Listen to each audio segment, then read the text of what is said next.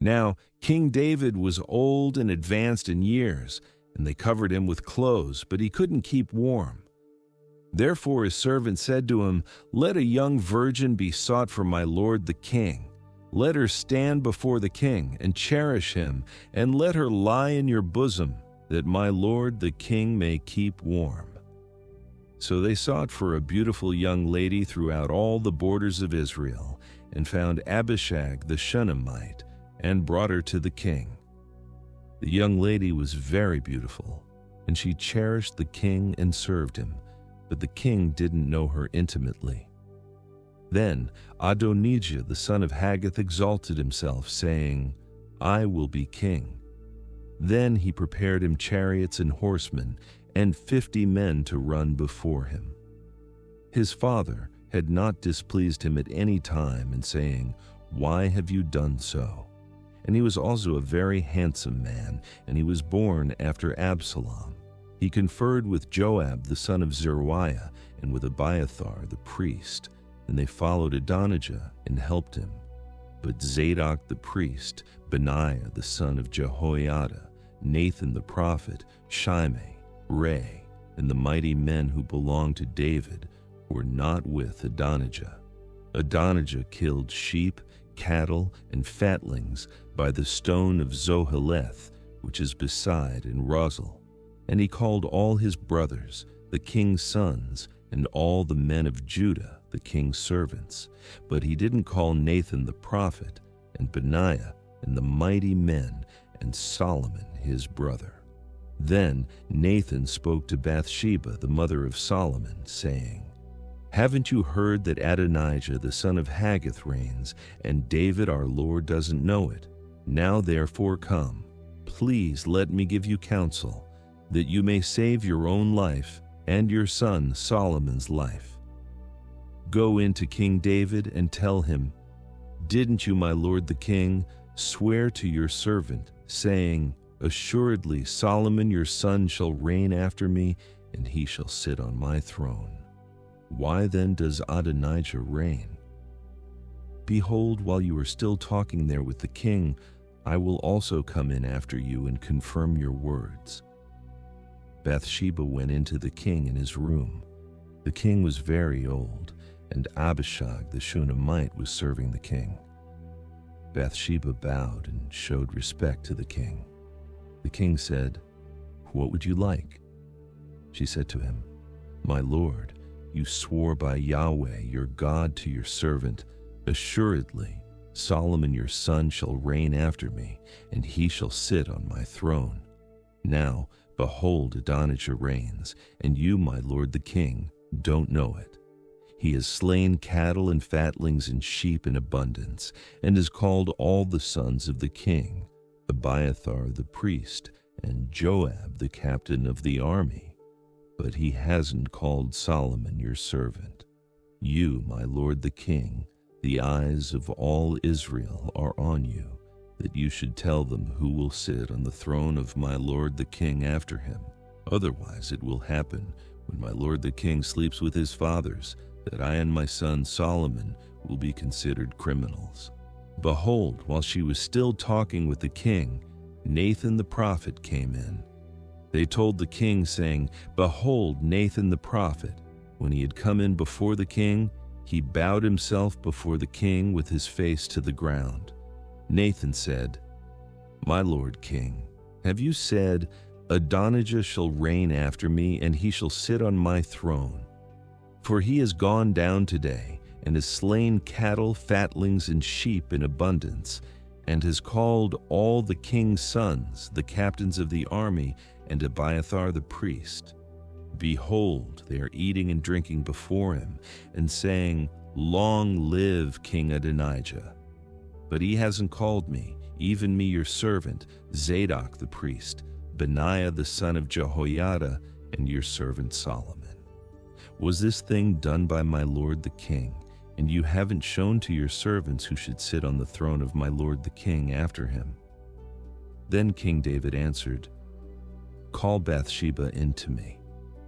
She came into the king's presence and stood before the king. The king vowed and said, As Yahweh lives, who has redeemed my soul out of all adversity, most certainly as I swore to you by Yahweh, the God of Israel, saying, assuredly, Solomon your son shall reign after me, and he shall sit on my throne in my place. I will most certainly do this today. Then Bathsheba bowed with her face to the earth and showed respect to the king, and said, let my lord King David live forever. King David said, call to me Zadok the priest, Nathan the prophet, and Benaiah the son of Jehoiada. They came before the king. The king said to them, take with you the servants of your lord, and cause Solomon my son to ride on my own mule, and bring him down to Gihon. Let Zadok the priest and Nathan the prophet anoint him there, king over Israel. Blow the trumpet and say, long live King Solomon. Then come up after him, and he shall come and sit on my throne, for he shall be king in my place. I have appointed him to be prince over Israel and over Judah. Benaiah the son of Jehoiada answered the king and said, Amen. May Yahweh, the God of my lord the king, say so. As Yahweh has been with my lord the king, even so may he be with Solomon, and make his throne greater than the throne of my lord King David. So Zadok the priest, Nathan the prophet, Benaiah the son of Jehoiada, and the Cherethites and the Pelethites went down and had Solomon ride on King David's mule, and brought him to Gihon. Zadok the priest took the horn of oil from the tent and anointed Solomon. They blew the trumpet, and all the people said, long live King Solomon. All the people came up after him, and the people piped with pipes and rejoiced with great joy, so that the earth shook with their sound. Adonijah and all the guests who were with him heard it as they had finished eating. When Joab heard the sound of the trumpet, he said, why is this noise of the city being in an uproar? While he yet spoke, behold, Jonathan, the son of Abiathar the priest, came, and Adonijah said, come in, for you are a worthy man, and bring good news. Jonathan answered Adonijah, most certainly our lord King David has made Solomon king. The king has sent with him Zadok the priest, Nathan the prophet, Benaiah the son of Jehoiada, and the Cherethites and the Pelethites, and they have caused him to ride on the king's mule. Zadok the priest and Nathan the prophet have anointed him king in Gihon. They have come up from there, rejoicing, so that the city rang again. This is the noise that you have heard. Also, Solomon sits on the throne of the kingdom. Moreover, the king's servants came to bless our lord King David, saying, may your God make the name of Solomon better than your name, and make his throne greater than your throne. And the king bowed himself on the bed. Also thus said the king, blessed be Yahweh, the God of Israel, who has given one to sit on my throne today, my eyes even seeing it. All the guests of Adonijah were afraid and rose up, and each man went his way. Adonijah was afraid because of Solomon, and he arose and went and hung unto the horns of the altar. Solomon was told, behold, Adonijah fears King Solomon, for behold, he is hanging unto the horns of the altar, saying, let King Solomon swear to me first that he will not kill his servant with the sword. Solomon said, if he shows himself a worthy man, not a hair of his shall fall to the earth, but if wickedness is found in him, he shall die. So King Solomon sent, and they brought him down from the altar. He came and bowed down to King Solomon, and Solomon said to him, go to your house. Now the days of David came near that he should die, and he commanded Solomon his son, saying, I am going the way of all the earth.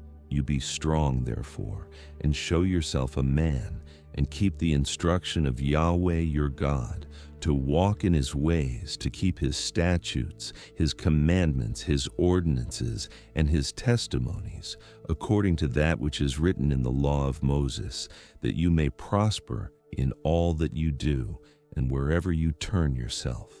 Then Yahweh may establish his word which he spoke concerning me, saying, if your children are careful of their way, to walk before me in truth with all their heart and with all their soul, there shall not fail you, he said, a man on the throne of Israel.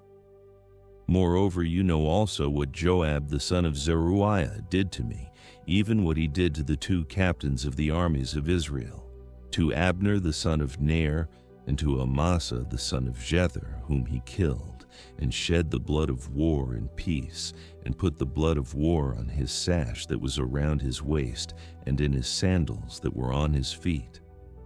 Do therefore according to your wisdom, and don't let his gray head go down to Sheol in peace, but show kindness to the sons of Barzillai the Gileadite, and let them be among those who eat at your table. For so they came to me when I fled from Absalom your brother.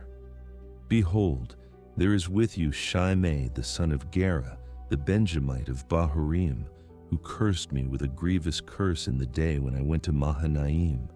But he came down to meet me at the Jordan, and I swore to him by Yahweh, saying, I will not put you to death with the sword. Now therefore don't hold him guiltless, for you are a wise man, and you will know what you ought to do to him, and you shall bring his gray head down to Sheol with blood. David slept with his fathers, and was buried in David's city. The days that David reigned over Israel were 40 years. He reigned 7 years in Hebron, and he reigned 33 years in Jerusalem. Solomon sat on David his father's throne, and his kingdom was firmly established. Then Adonijah the son of Haggith came to Bathsheba, the mother of Solomon. She said, Do you come peaceably? He said, Peaceably. He said, Moreover, I have something to tell you. She said, Say on. He said, You know that the kingdom was mine, and that all Israel set their faces on me, that I should reign. However, the kingdom is turned around and has become my brother's, for it was his from Yahweh. Now I ask one petition of you, don't deny me. She said to him, Say on. He said, Please speak to Solomon the king, for he will not tell you no, that he give me Abishag the Shunammite his wife. Bathsheba said, All right, I will speak for you to the king. Bathsheba therefore went to King Solomon to speak to him for Adonijah. The king rose up to meet her and bowed himself to her, and sat down on his throne, and caused a throne to be set for the king's mother, and she sat on his right hand. Then she said, I ask one small petition of you. Don't deny me. The king said to her, Ask on, my mother, for I will not deny you. She said, Let Abishag the Shunammite be given to Adonijah your brother as wife. King Solomon answered his mother, Why do you ask Abishag the Shunammite for Adonijah? Ask for him the kingdom also, for he is my elder brother, even for him and for Abiathar the priest, and for Joab the son of Zeruiah. Then King Solomon swore by Yahweh, saying, God do so to me, and more also if Adonijah has not spoken this word against his own life. Now therefore as Yahweh lives, who has established me and set me on my father David's throne, and who has made me a house as he promised, surely Adonijah shall be put to death today. King Solomon sent Benaiah the son of Jehoiada, and he fell on him, so that he died. To Abiathar the priest the king said, Go to Anathoth, to your own fields, for you are worthy of death. But I will not at this time put you to death, because you bore the Lord Yahweh's ark before David my father, and because you were afflicted in all in which my father was afflicted. So Solomon thrust Abiathar out from being priest to Yahweh, that he might fulfill Yahweh's word which he spoke concerning the house of Eli in Shiloh. This news came to Joab, for Joab had followed Adonijah, although he didn't follow Absalom. Joab fled to Yahweh's tent and held on to the horns of the altar. King Solomon was told, "Joab has fled to Yahweh's tent, and behold, he is by the altar." Then Solomon sent Benaiah the son of Jehoiada, saying, "Go, fall on him." Benaiah came to Yahweh's tent and said to him, "The king says, 'Come out.'" He said, "No, but I will die here."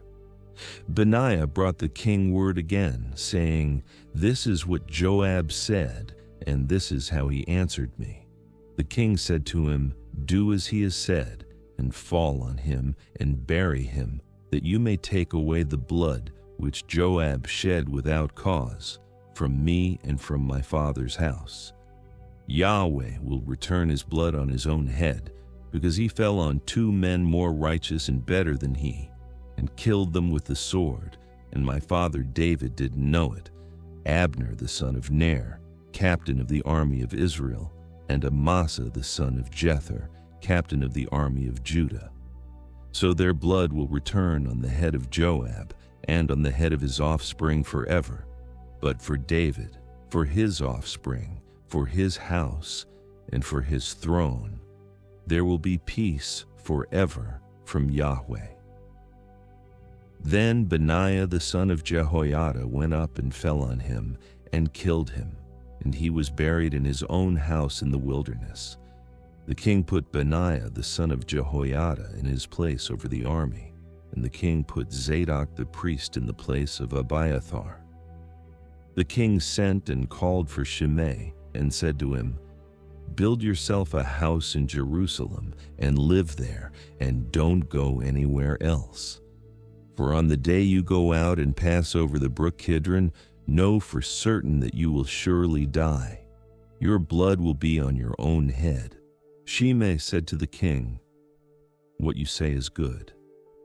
As my lord, the king, has said, so will your servant do." Shimei lived in Jerusalem many days. At the end of 3 years, 2 of Shimei's slaves ran away to Achish, son of Maacah, king of Gath.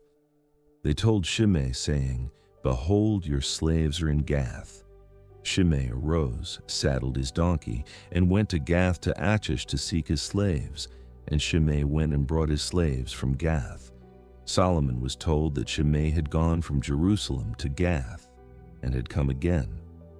The king sent and called for Shimei, and said to him, "Didn't I adjure you by Yahweh, and warn you, saying, 'Know for certain that on the day you go out and walk anywhere else, you shall surely die'? You said to me, 'The saying that I have heard is good.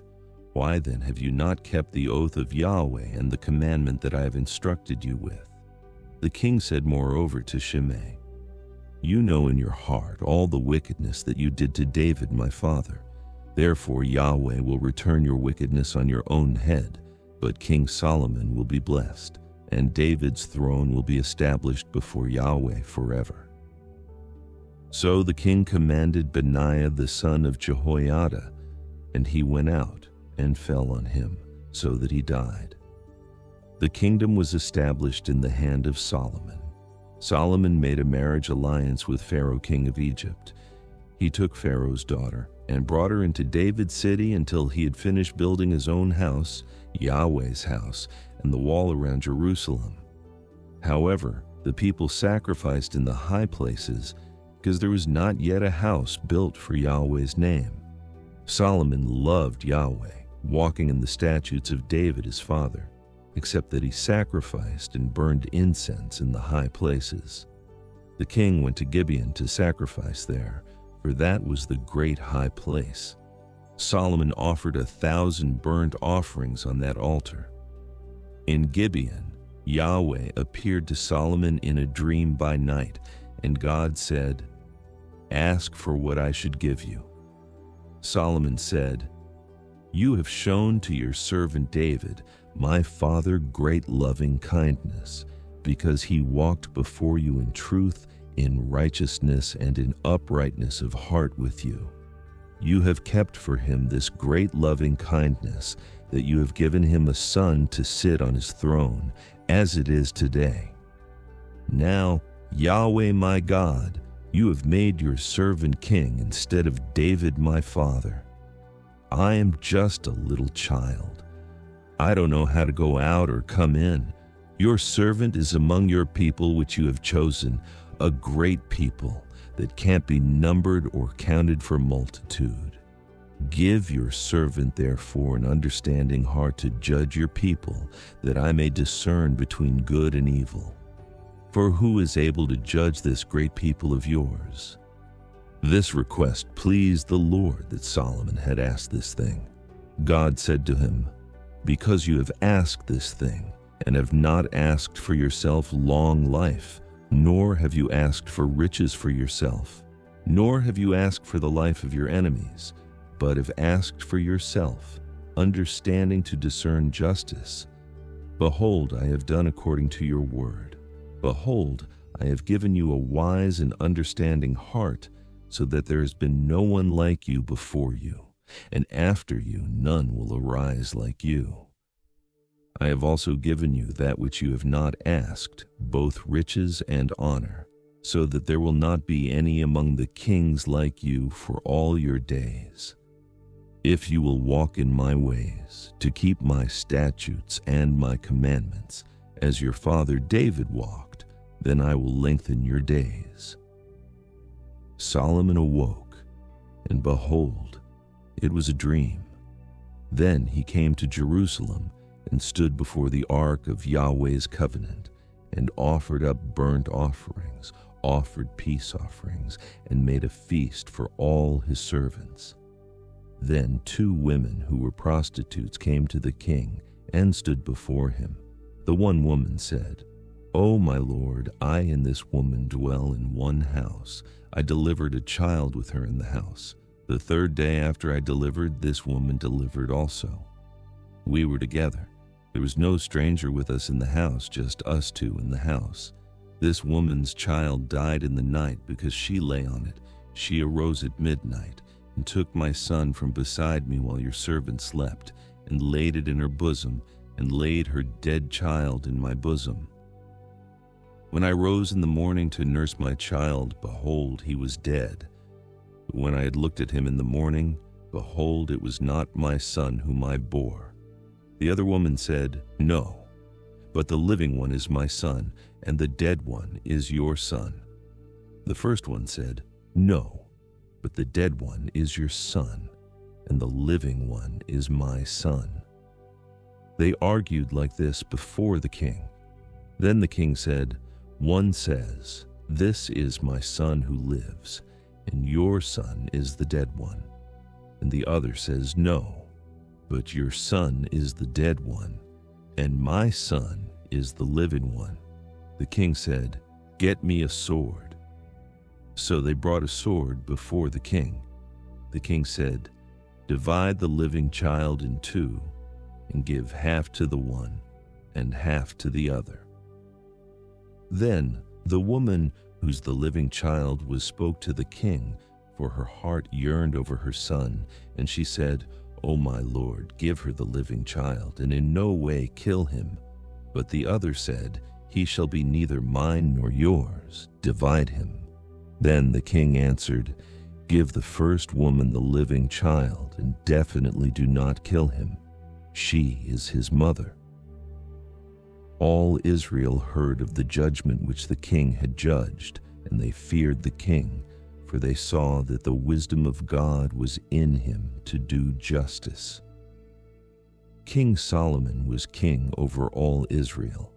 These were the princes whom he had: Azariah the son of Zadok, the priest; Elihoreph and Ahijah, the sons of Shisha, scribes; Jehoshaphat the son of Ahilud, the recorder; Benaiah the son of Jehoiada was over the army; Zadok and Abiathar were priests; Azariah the son of Nathan was over the officers; Zabud the son of Nathan; was chief minister, the king's friend. Ahishur was over the household, and Adoniram the son of Abda was over the men subject to forced labor. Solomon had 12 officers over all Israel, who provided food for the king and his household. Each man had to make provision for a month in the year. These are their names: Ben-Hur in the hill country of Ephraim, Ben-Decker in Makaz in Shalbim, Beth-Shemesh, and Elon Beth-Hanan, Ben-Hesed in Arubboth, Soko, and all the land of Hepher belonged to him. Ben-Abinadab in all the height of Dor. He had Tephath, Solomon's daughter, as wife. Baana the son of Ahilud in Taanach and Megiddo, and all Beth-Shan which is beside Zarethan, beneath Jezreel, from Beth-Shan to Abel-Meholah, as far as beyond Jokmeam. Ben-Geber in Ramoth-Gilead, the towns of Jair the son of Manasseh, which are in Gilead, belonged to him, and the region of Argob, which is in Bashan, 60 great cities with walls and bronze bars belonged to him. Ahinadab the son of Iddo in Mahanaim, Ahimaaz in Naphtali. He also took Basemath the daughter of Solomon as wife.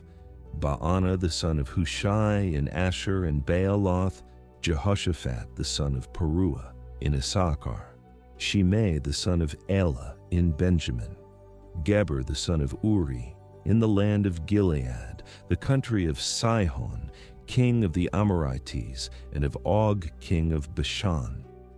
And he was the only officer who was in the land. Judah and Israel were numerous as the sand which is by the sea in multitude, eating and drinking and making merry. Solomon ruled over all the kingdoms from the river to the land of the Philistines and to the border of Egypt. They brought tribute and served Solomon all the days of his life. Solomon's provision for one day was 30 cores of fine flour, 60 measures of meal, 10 head of fat cattle, 20 head of cattle out of the pastures, and 100 sheep, in addition to deer, gazelles, roebucks, and fattened fowl. For he had dominion over all on this side of the river, from Tifsah even to Gaza, over all the kings on this side of the river, and he had peace on all sides around him. Judah and Israel lived safely, every man under his vine and under his fig tree, from Dan even to Beersheba, all the days of Solomon. Solomon had 40,000 stalls of horses for his chariots, and 12,000 horsemen. Those officers provided food for King Solomon, and for all who came to King Solomon's table, every man in his month. They let nothing be lacking. They also brought barley and straw for the horses and swift steeds to the place where the officers were, each man according to his duty. God gave Solomon abundant wisdom, understanding, and breadth of mind, like the sand that is on the seashore. Solomon's wisdom excelled the wisdom of all the children of the East, and all the wisdom of Egypt. For he was wiser than all men, wiser than Ethan, the Ezrahite, Heman, Calcol, and Darda, the sons of Mahol. And his fame was in all the nations all around. He spoke 3,000 proverbs, and his songs numbered 1,005. He spoke of trees, from the cedar that is in Lebanon, even to the hyssop that grows out of the wall.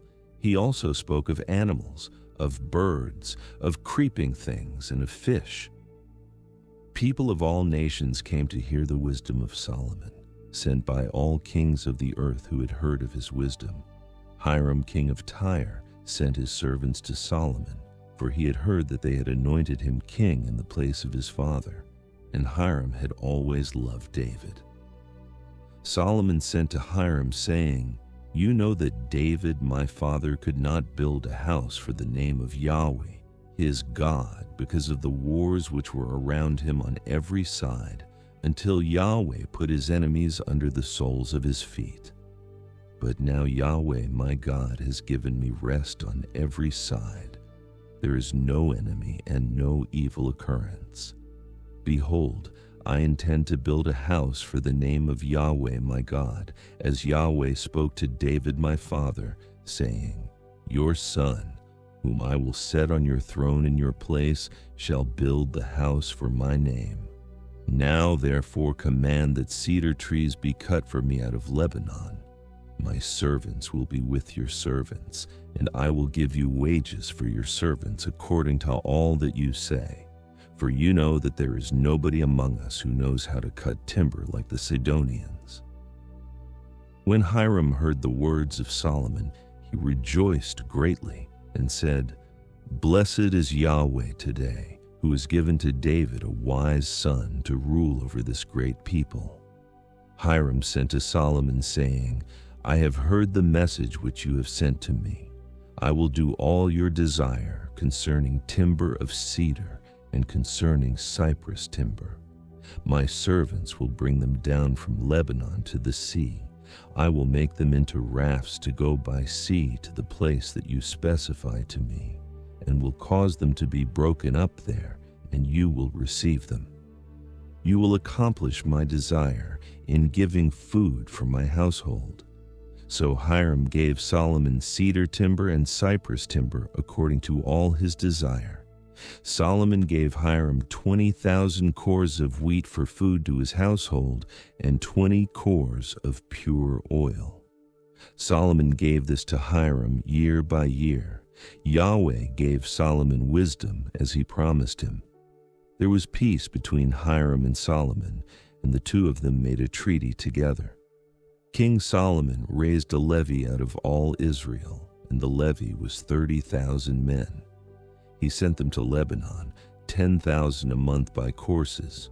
For a month they were in Lebanon, and 2 months at home, and Adoniram was over the men subject to forced labor. Solomon had 70,000 who bore burdens and 80,000 who were stonecutters in the mountains, besides Solomon's chief officers who were over the work, 3,300 who ruled over the people who labored in the work. The king commanded, and they cut out large stones, costly stones, to lay the foundation of the house with worked stone. Solomon's builders and Hiram's builders and the Gebalites cut them and prepared the baby me, timber and the stones to build the house. In the 480th year, after the children of Israel had come out of the land of Egypt, in the 4th year of Solomon's reign over Israel, in the month Ziv, which is the 2nd month, he began to build Yahweh's house. The house which King Solomon built for Yahweh had a length of 60 cubits, and its width 20, and its height 30 cubits. The porch in front of the temple of the house had a length of 20 cubits, which was along the width of the house. 10 cubits was its width in front of the house. He made windows of fixed lattice work for the house. Against the wall of the house he built floors all around, against the walls of the house all around, both of the temple and of the inner sanctuary, and he made side rooms all around. The lowest floor was 5 cubits wide, and the middle was 6 cubits wide, and the third was 7 cubits wide. For on the outside he made offsets in the wall of the house all around, that the beams should not be inserted into the walls of the house. The house, when it was under construction, was built of stone prepared at the quarry, and no hammer or axe or any tool of iron was heard in the house while it was under construction. The door for the middle side rooms was in the right side of the house. They went up by winding stairs into the middle floor, and out of the middle into the third. So he built the house and finished it, and he covered the house with beams and planks of cedar. He built the floors all along the house, each 5 cubits high, and they rested on the house with timbers of cedar. Yahweh's word came to Solomon, saying, Concerning this house which you are building, If you will walk in my statutes and execute my ordinances and keep all my commandments to walk in them, then I will establish my word with you, which I spoke to David your father. I will dwell among the children of Israel and will not forsake my people Israel." So Solomon built the house and finished it. He built the walls of the house within with boards of cedar. From the floor of the house to the walls of the ceiling, he covered them on the inside with wood. He covered the floor of the house with cypress boards. He built 20 cubits of the back part of the house with boards of cedar from the floor to the ceiling. He built this within for an inner sanctuary, even for the most holy place. In front of the temple sanctuary was 40 cubits long. There was cedar on the house within, carved with buds and open flowers. All was cedar. No stone was visible. He prepared an inner sanctuary in the middle of the house within, to set the ark of Yahweh's covenant there. Within the inner sanctuary was 20 cubits in length and 20 cubits in width, and 20 cubits in its height. He overlaid it with pure gold. He covered the altar with cedar. So Solomon overlaid the house within with pure gold. He drew chains of gold across before the inner sanctuary, and he overlaid it with gold. He overlaid the whole house with gold until all the house was finished. He also overlaid the whole altar that belonged to the inner sanctuary with gold. In the inner sanctuary he made 2 cherubim of olive wood, each 10 cubits high. 5 cubits was the length of one wing of the cherub, and 5 cubits was the length of the other wing of the cherub. From the tip of one wing to the tip of the other was 10 cubits. The other cherub was 10 cubits. Both the cherubim were of one measure and one form. One cherub was 10 cubits high, and so was the other cherub. He set the cherubim within the inner house. The wings of the cherubim were stretched out so that the wing of the one touched the one wall, and the wing of the other cherub touched the other wall, and their wings touched one another in the middle of the house. He overlaid the cherubim with gold. He carved all the walls of the house around with carved figures of cherubim, palm trees, and open flowers inside and outside. He overlaid the floor of the house with gold inside and outside. For the entrance of the inner sanctuary, he made doors of olive wood. The lintel and doorposts were a 5th part of the wall, so he made 2 doors of olive wood, and he carved on them carvings of cherubim, palm trees, and open flowers, and overlaid them with gold. He spread the gold on the cherubim and on the palm trees. He also made the entrance of the temple doorposts of olive wood out of a 4th part of the wall, and 2 doors of cypress wood. The 2 leaves of the one door were folding, and the 2 leaves of the other door were folding. He carved cherubim, palm trees, and open flowers, and he overlaid them with gold fitted on the engraved work. He built the inner court with 3 courses of cut stone and a course of cedar beams. The foundation of Yahweh's house was laid in the 4th year, in the month Ziv. In the 11th year, in the month Bul, which is the 8th month, the house was finished throughout all its parts, and according to all its specifications. So he spent 7 years building it. Then Solomon assembled the elders of Israel with all the heads of the tribes, the princes of the fathers' households of the children of Israel, to King Solomon in Jerusalem, to bring up the ark of Yahweh's covenant out of David's city, which is Zion. All the men of Israel assembled themselves to King Solomon at the feast in the month Ethanim, which is the 7th month. All the elders of Israel came, and the priests picked up the ark. They brought up Yahweh's ark, the tent of meeting, and all the holy vessels that were in the tent. The priests and the Levites brought these up. King Solomon and all the congregation of Israel, who were assembled to him, were with him before the ark, sacrificing sheep and cattle that could not be counted or numbered for multitude. The priests brought in the ark of Yahweh's covenant to its place, into the inner sanctuary of the house, to the Itzum, most holy place, even under the cherubim's wings. For the cherubim spread their wings out over the place of the ark, and the cherubim covered the ark and its poles above. The poles were so long that the ends of the poles were seen from the holy place before the inner sanctuary, but they were not seen outside. They are there to this day. There was nothing in the ark except the 2 stone tablets which Moses put there at Horeb, when Yahweh made a covenant with the children of Israel, when they came out of the land of Egypt. It came to pass, when the priests had come out of the holy place, that the cloud filled Yahweh's house, so that the priests could not stand to minister by reason of the cloud, for Yahweh's glory filled Yahweh's house. Then Solomon said, Yahweh has said that he would dwell in the thick darkness. I have surely built you a house of habitation, a place for you to dwell in forever. The king turned his face around and blessed all the assembly of Israel. And all the assembly of Israel stood. He said, Blessed is Yahweh, the God of Israel, who spoke with his mouth to David your father, and has with his hand fulfilled it, saying, Since the day that I brought my people Israel out of Egypt, I chose no city out of all the tribes of Israel to build a house, that my name might be there. But I chose David to be over my people Israel. Now it was in the heart of David my father to build a house for the name of Yahweh, the God of Israel.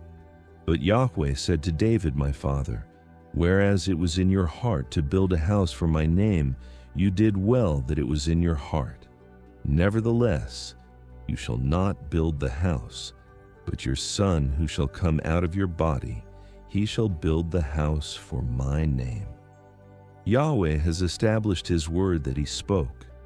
For I have risen up in the place of David my father, and I sit on the throne of Israel, as Yahweh promised, and have built the house for the name of Yahweh, the God of Israel. There I have set a place for the ark, in which is Yahweh's covenant, which he made with our fathers when he brought them out of the land of Egypt. Solomon stood before Yahweh's altar in the presence of all the assembly of Israel, and spread out his hands toward heaven, and he said, Yahweh, the God of Israel, there is no God like you in heaven above or on earth beneath, who keeps covenant and loving kindness with your servants, who walk before you with all their heart, who has kept with your servant David my father that which you promised him. Yes, you spoke with your mouth and have fulfilled it with your hand, as it is today.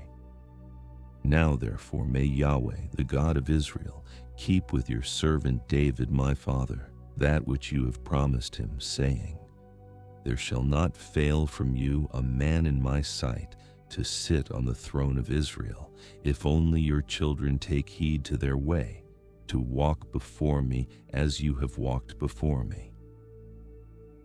Now therefore, God of Israel, please let your word be verified, which you spoke to your servant David my father. But will God in very deed dwell on the earth? Behold, heaven and the heaven of heavens can't contain you, how much less this house that I have built? Yet have respect for the prayer of your servant and for his supplication, Yahweh my God, to listen to the cry and to the prayer which your servant prays before you today, that your eyes may be opened toward this house night and day, even toward the place of which you have said, My name shall be there, to listen to the prayer which your servant prays toward this place. Listen to the supplication of your servant and of your people Israel when they pray toward this place. Yes, here in heaven, your dwelling place, and when you hear, forgive.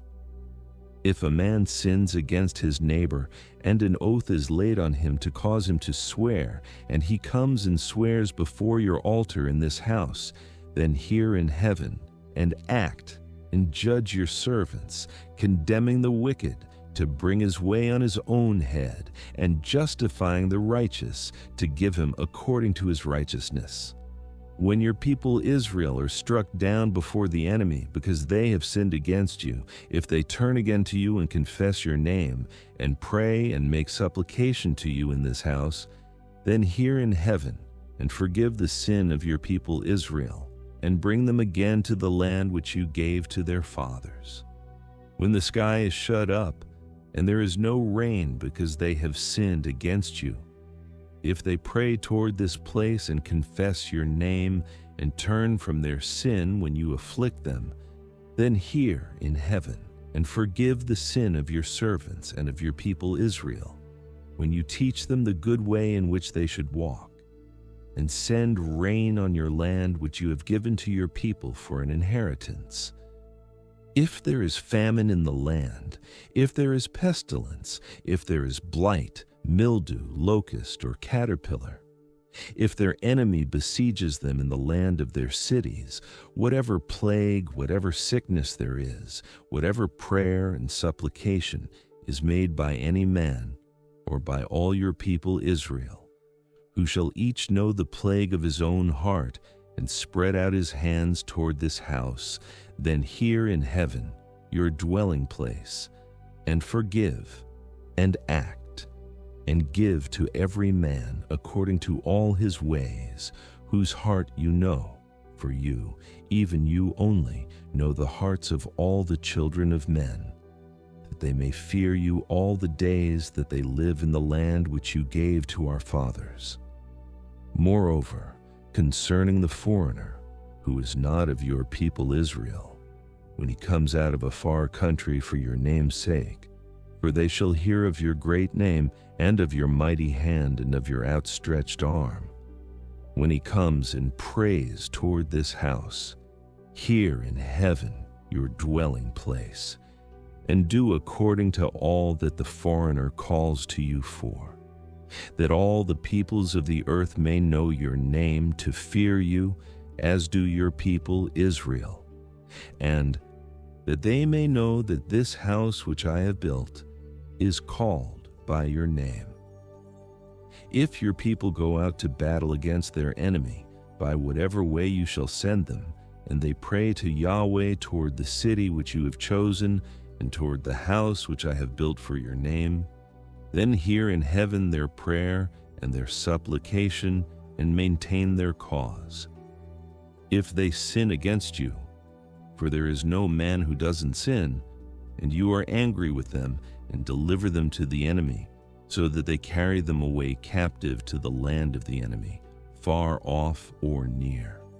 Yet if they repent in the land where they are carried captive, and turn again, and make supplication to you in the land of those who carried them captive, saying, We have sinned and have done perversely, we have dealt wickedly, if they return to you with all their heart, and with all their soul in the land of their enemies, who carried them captive, and pray to you toward their land, which you gave to their fathers, the city which you have chosen, and the house which I have built for your name, then hear their prayer and their supplication in heaven, your dwelling place, and maintain their cause, and forgive your people who have sinned against you, and all their transgressions in which they have transgressed against you, and give them compassion before those who carried them captive, that they may have compassion on them. For they are your people and your inheritance, which you brought out of Egypt, from the middle of the iron furnace. That your eyes may be open to the supplication of your servant, and to the supplication of your people Israel, to listen to them whenever they cry to you.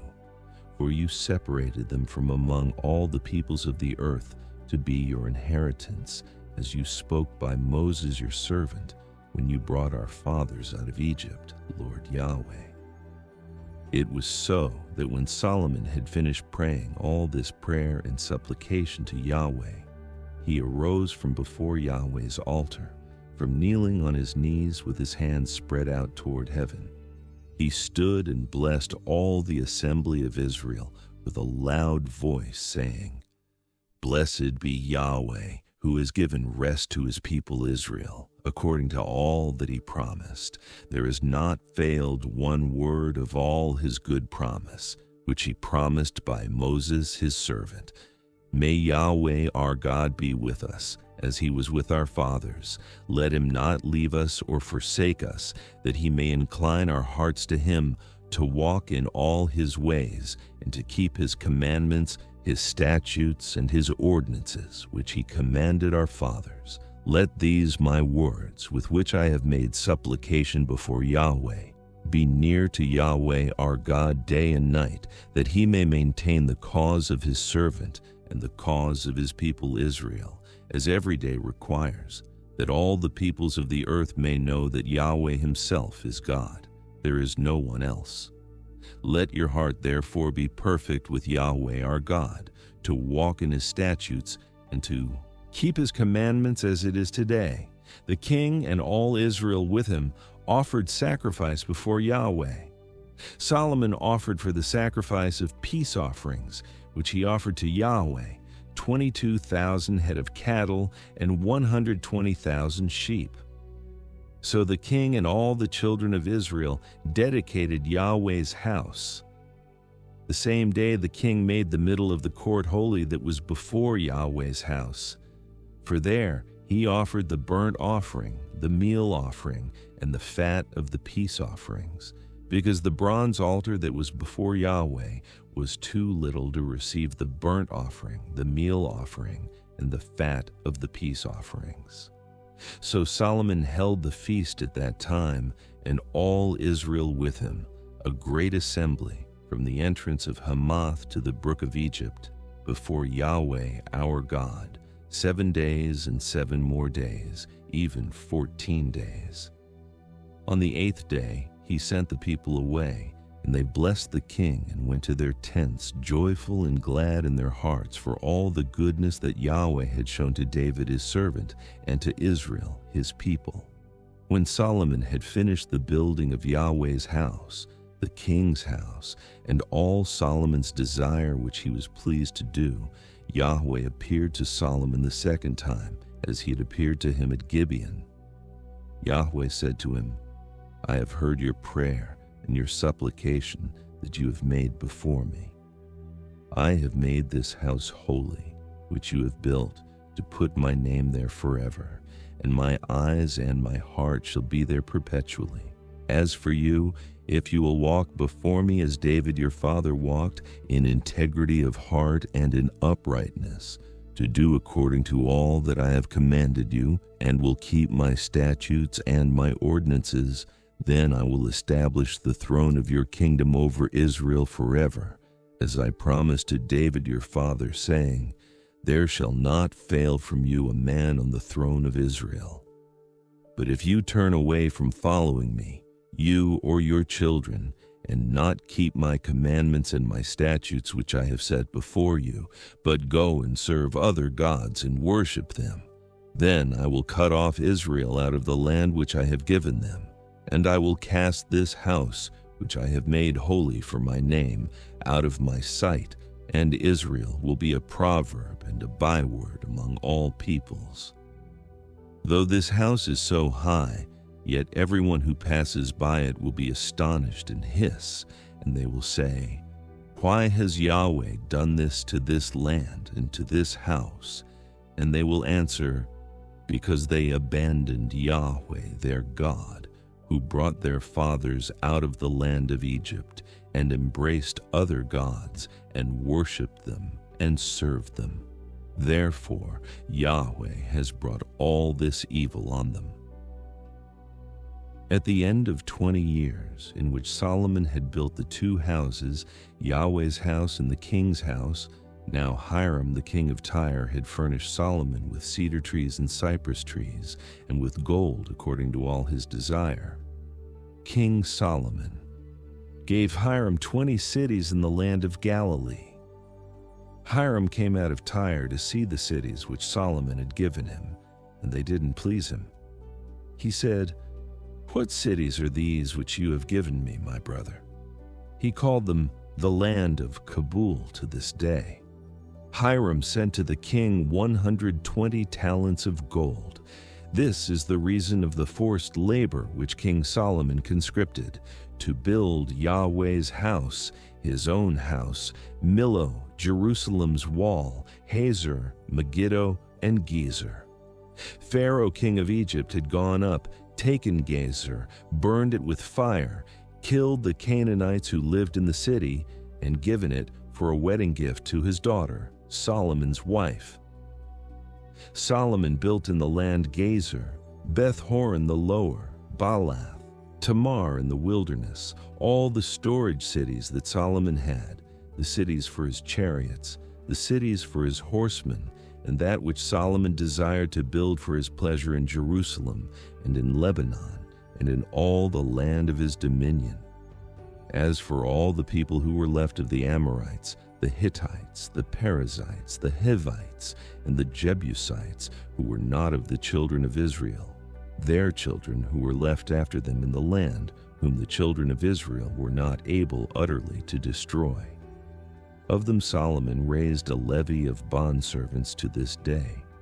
But of the children of Israel Solomon made no bondservants, but they were the men of war, his servants, his princes, his captains, and rulers of his chariots and of his horsemen.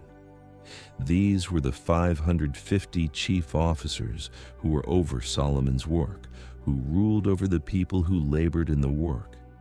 But Pharaoh's daughter came up out of David's city to her house which Solomon had built for her. Then he built Millo. Solomon offered burnt offerings and peace offerings on the altar which he built to Yahweh 3 times per year, burning incense with them on the altar that was before Yahweh. So he finished the house. King Solomon made a fleet of ships in Etzion-Geber, which is beside Elath, on the shore of the Red Sea, in the land of Edom. Hiram sent in the fleet his servants, sailors who had knowledge of the sea, with the servants of Solomon. They came to Ophir and fetched from there gold 420 talents, and brought it to King Solomon. When the Queen of Sheba heard of the fame of Solomon concerning Yahweh's name, she came to test him with hard questions. She came to Jerusalem with a very great caravan, with camels that bore spices, very much gold and precious stones. And when she had come to Solomon, she talked with him about all that was in her heart. Solomon answered all her questions. There wasn't anything hidden from the king which he didn't tell her. When the Queen of Sheba had seen all the wisdom of Solomon, the house that he had built, the food of his table, the sitting of his servants, the attendance of his officials, their clothing, his cupbearers, and his ascent by which he went up to Yahweh's house, there was no more spirit in her. She said to the king, "It was a true report that I heard in my own land of your acts and of your wisdom. However, I didn't believe the words until I came and my eyes had seen it. Behold, not even half was told me. Your wisdom and prosperity exceed the fame which I heard. Happy are your men, happy are these your servants who stand continually before you, who hear your wisdom. Blessed is Yahweh your God, who delighted in you, to set you on the throne of Israel. Because Yahweh loved Israel forever, therefore he made you king, to do justice and righteousness." She gave the king 120 talents of gold and a very great quantity of spices and precious stones. Never again was there such an abundance of spices as these, which the Queen of Sheba gave to King Solomon.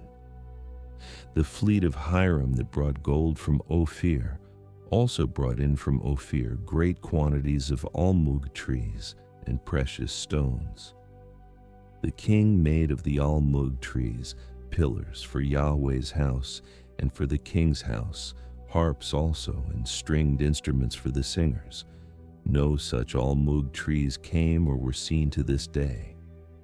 King Solomon gave to the Queen of Sheba all her desire, whatever she asked, in addition to that which Solomon gave her of his royal bounty. So she turned and went to her own land, she and her servants.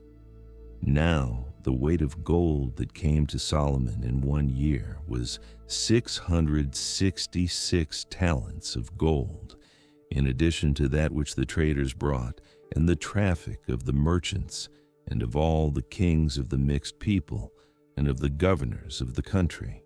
King Solomon made 200 bucklers of beaten gold. 600 shekels of gold went to one buckler. He made 300 shields of beaten gold. 3 minas of gold went to one shield, and the king put them in the house of the forest of Lebanon. Moreover, the king made a great throne of ivory and overlaid it with the finest gold. There were 6 steps to the throne, and the top of the throne was round behind, and there were armrests on either side by the place of the seat, and 2 lions standing beside the armrests. 12 lions stood there on the one side, and on the other on the 6 steps. Nothing like it was made in any kingdom. All King Solomon's drinking vessels were of gold, and all the vessels of the house of the forest of Lebanon were of pure gold. None were of silver, because it was considered of little value in the days of Solomon. For the king had a fleet of ships of Tarshish at sea with Hiram's fleet. Once every 3 years, the fleet of Tarshish came bringing gold, silver, ivory, apes, and peacocks. So King Solomon exceeded all the kings of the earth in riches and in wisdom. All the earth sought the presence of Solomon to hear his wisdom, which God had put in his heart. Year after year, every man brought his tribute, vessels of silver, vessels of gold, clothing, armor, spices, horses, and mules. Solomon gathered together chariots and horsemen. He had 1,400 chariots and 12,000 horsemen.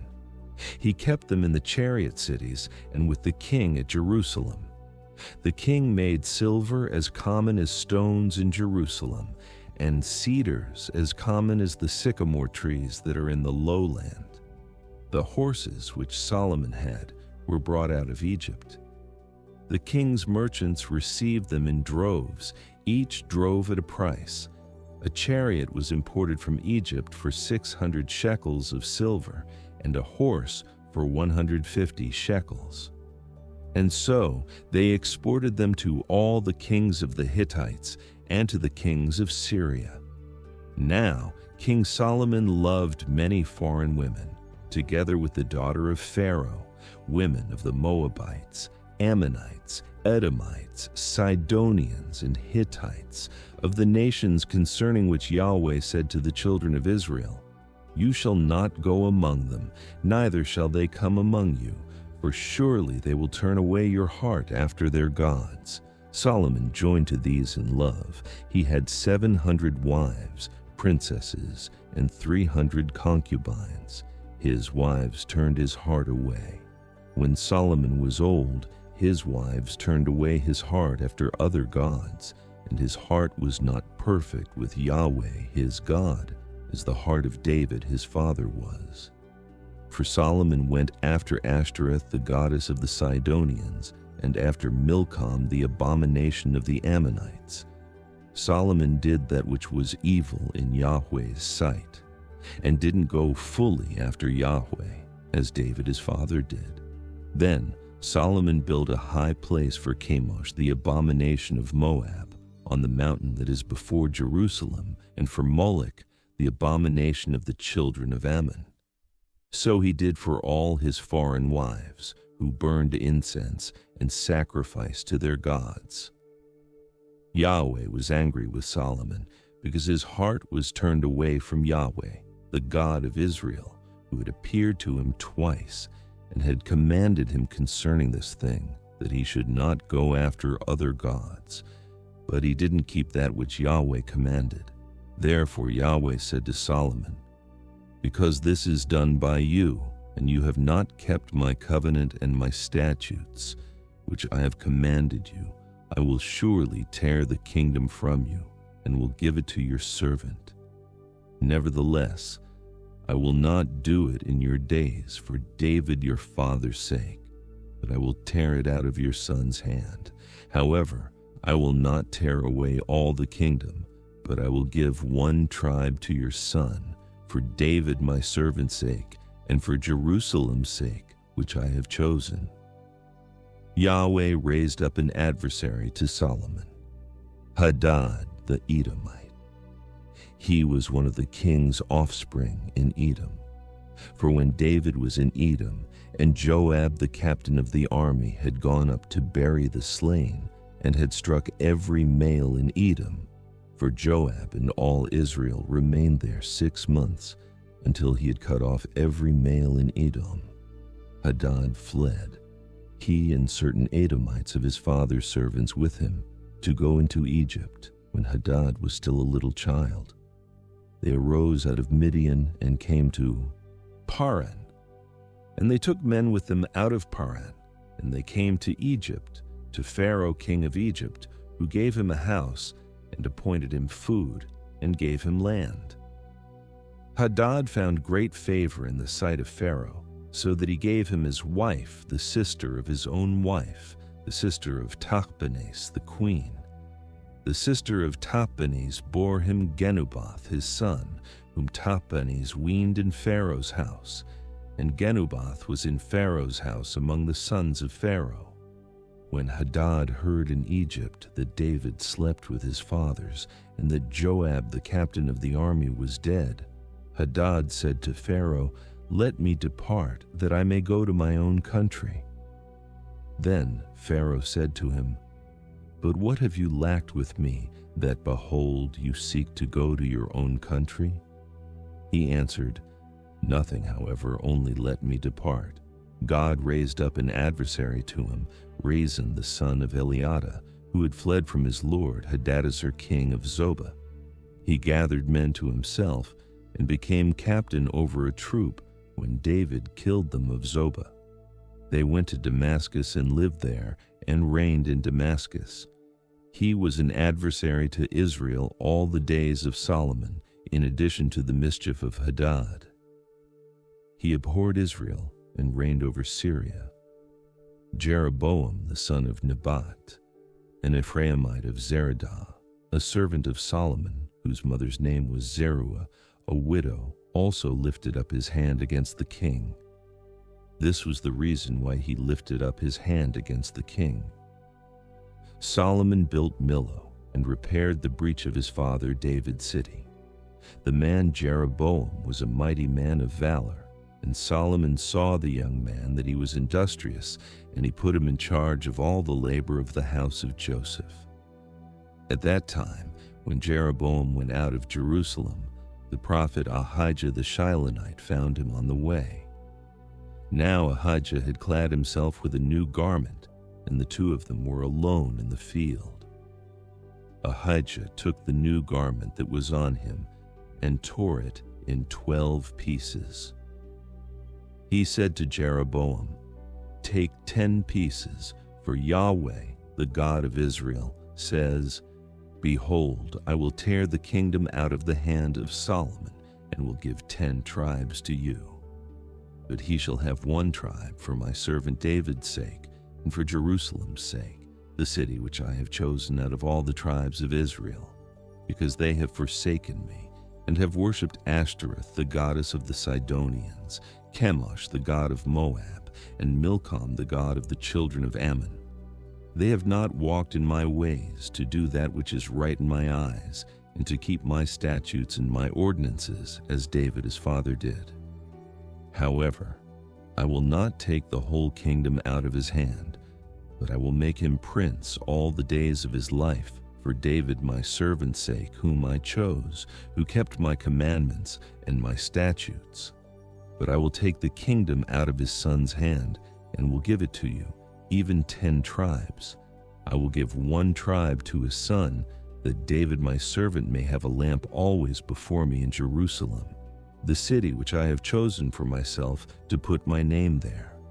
I will take you, and you shall reign according to all that your soul desires, and shall be king over Israel. It shall be, if you will listen to all that I command you, and will walk in my ways, and do that which is right in my eyes, to keep my statutes and my commandments, as David my servant did, that I will be with you, and will build you a sure house, as I built for David, and will give Israel to you. I will afflict the offspring of David for this, but not forever." Therefore Solomon sought to kill Jeroboam, but Jeroboam arose and fled into Egypt, to Shishak, king of Egypt, and was in Egypt until the death of Solomon. Now the rest of the acts of Solomon, and all that he did, and his wisdom, aren't they written in the book of the acts of Solomon? The time that Solomon reigned in Jerusalem over all Israel was 40 years. Solomon slept with his fathers, and was buried in his father David's city, and Rehoboam his son reigned in his place. Rehoboam went to Shechem, for all Israel had come to Shechem to make him king. When Jeroboam the son of Nebat heard of it, for he was yet in Egypt, where he had fled from the presence of King Solomon, and Jeroboam lived in Egypt, and they sent and called him. Jeroboam and all the assembly of Israel came and spoke to Rehoboam, saying, "Your father made our yoke difficult. Now therefore make the hard service of your father, and his heavy yoke which he put on us, lighter, and we will serve you." He said to them, "Depart for 3 days, then come back to me." So the people departed. King Rehoboam took counsel with the old men who had stood before Solomon his father while he yet lived, saying, "What counsel do you give me to answer these people?" They replied, "If you will be a servant to this people today, and will serve them, and answer them with good words, then they will be your servants forever." But he abandoned the counsel of the old men which they had given him, and took counsel with the young men who had grown up with him, who stood before him. He said to them, "What counsel do you give, that we may answer these people who have spoken to me, saying, 'Make the yoke that your father put on us lighter'?" The young men who had grown up with him said to him, "Tell these people who spoke to you, saying, 'Your father made our yoke heavy, but make it lighter to us.' Tell them, 'My little finger is thicker than my father's waist. Now my father burdened you with a heavy yoke, but I will add to your yoke. My father chastised you with whips, but I will chastise you with scorpions." So Jeroboam and all the people came to Rehoboam the 3rd day, as the king asked, saying, "Come to me again the 3rd day." The king answered the people roughly, and abandoned the counsel of the old men which they had given him, and spoke to them according to the counsel of the young men, saying, "My father made your yoke heavy, but I will add to your yoke. My father chastised you with whips, but I will chastise you with scorpions." So the king didn't listen to the people, for it was a thing brought about from Yahweh, that he might establish his word, which Yahweh spoke by Ahijah the Shilonite to Jeroboam the son of Nebat. When all Israel saw that the king didn't listen to them, the people answered the king, saying, "What portion have we in David? We don't have an inheritance in the son of Jesse. To your tents, Israel. Now see to your own house, David." So Israel departed to their tents.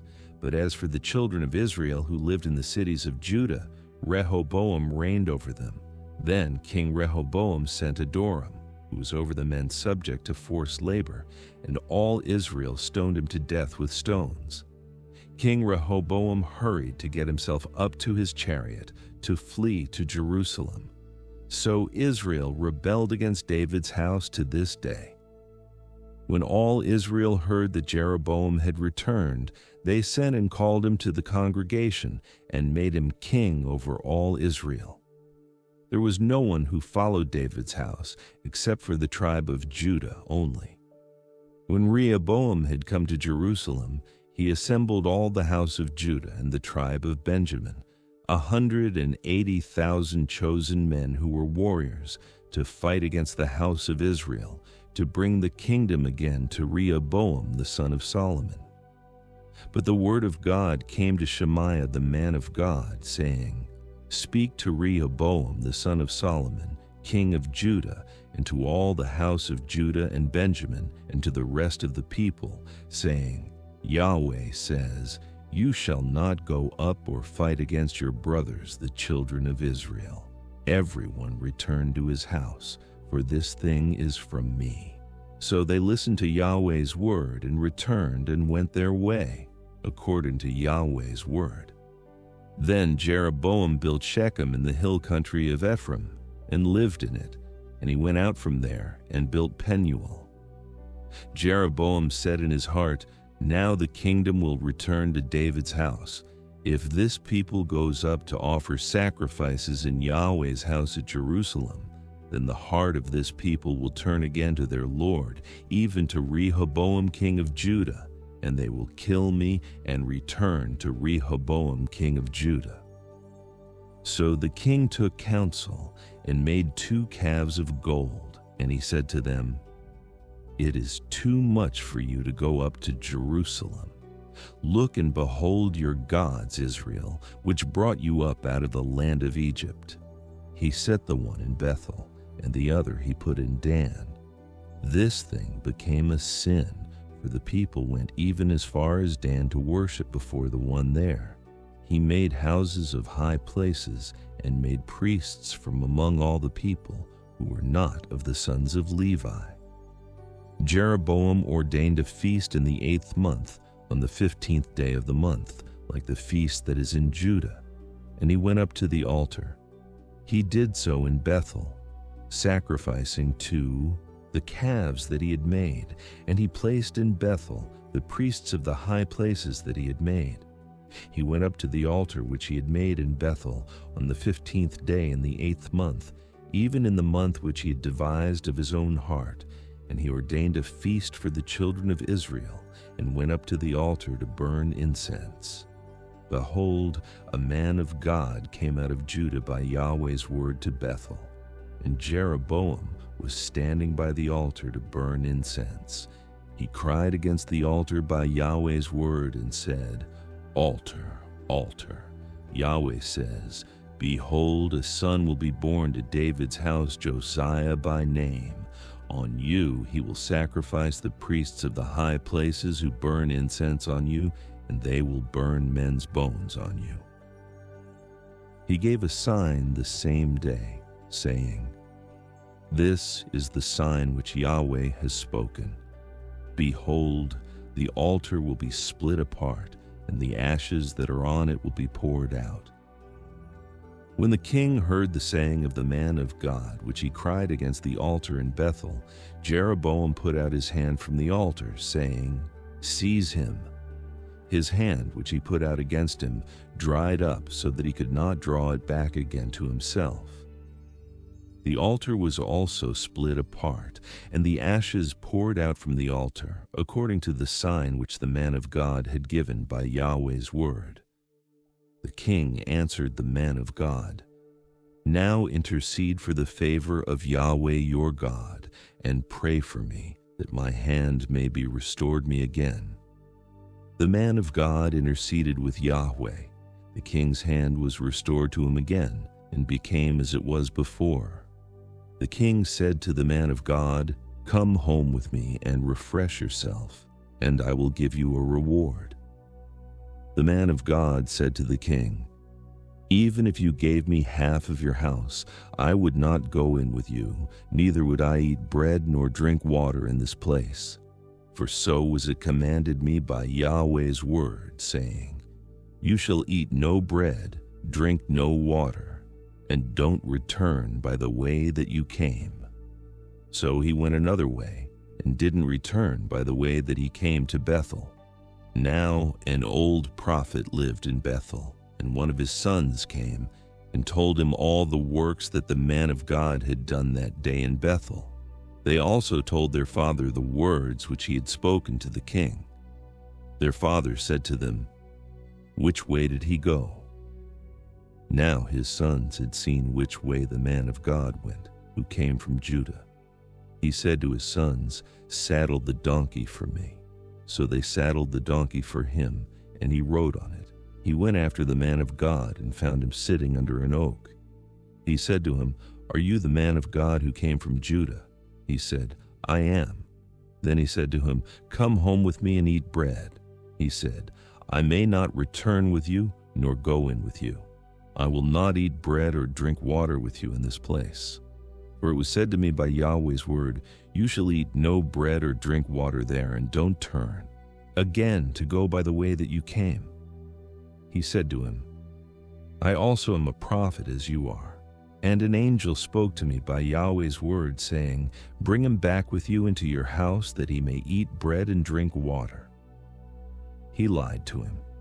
So he went back with him, ate bread in his house, and drank water. As they sat at the table, Yahweh's word came to the prophet who brought him back. And he cried out to the man of God who came from Judah, saying, "Yahweh says, because you have been disobedient to Yahweh's word, and have not kept the commandment which Yahweh your God commanded you, but came back, and have eaten bread and drank water in the place of which he said to you, Eat no bread and drink no water, your body will not come to the tomb of your fathers." After he had eaten bread, and after he drank, he saddled the donkey for the prophet whom he had brought back. When he had gone, a lion met him by the way and killed him. His body was thrown on the path, and the donkey stood by it. The lion also stood by the body. Behold, men passed by and saw the body thrown on the path, and the lion standing by the body. And they came and told it in the city where the old prophet lived. When the prophet who brought him back from the way heard of it, he said, "It is the man of God who is disobedient to Yahweh's word. Therefore Yahweh has delivered him to the lion, which has mauled him and slain him, according to Yahweh's word which he spoke to him." He said to his sons, saying, "Saddle the donkey for me." And they saddled it. He went and found his body thrown on the path, and the donkey and the lion standing by the body. The lion had not eaten the body nor mauled the donkey. The prophet took up the body of the man of God and laid it on the donkey and brought it back. He came to the city of the old prophet to mourn and to bury him. He laid his body in his own grave, and they mourned over him, saying, "Alas, my brother." After he had buried him, he spoke to his sons, saying, "When I am dead, bury me in the tomb in which the man of God is buried. Lay my bones beside his bones.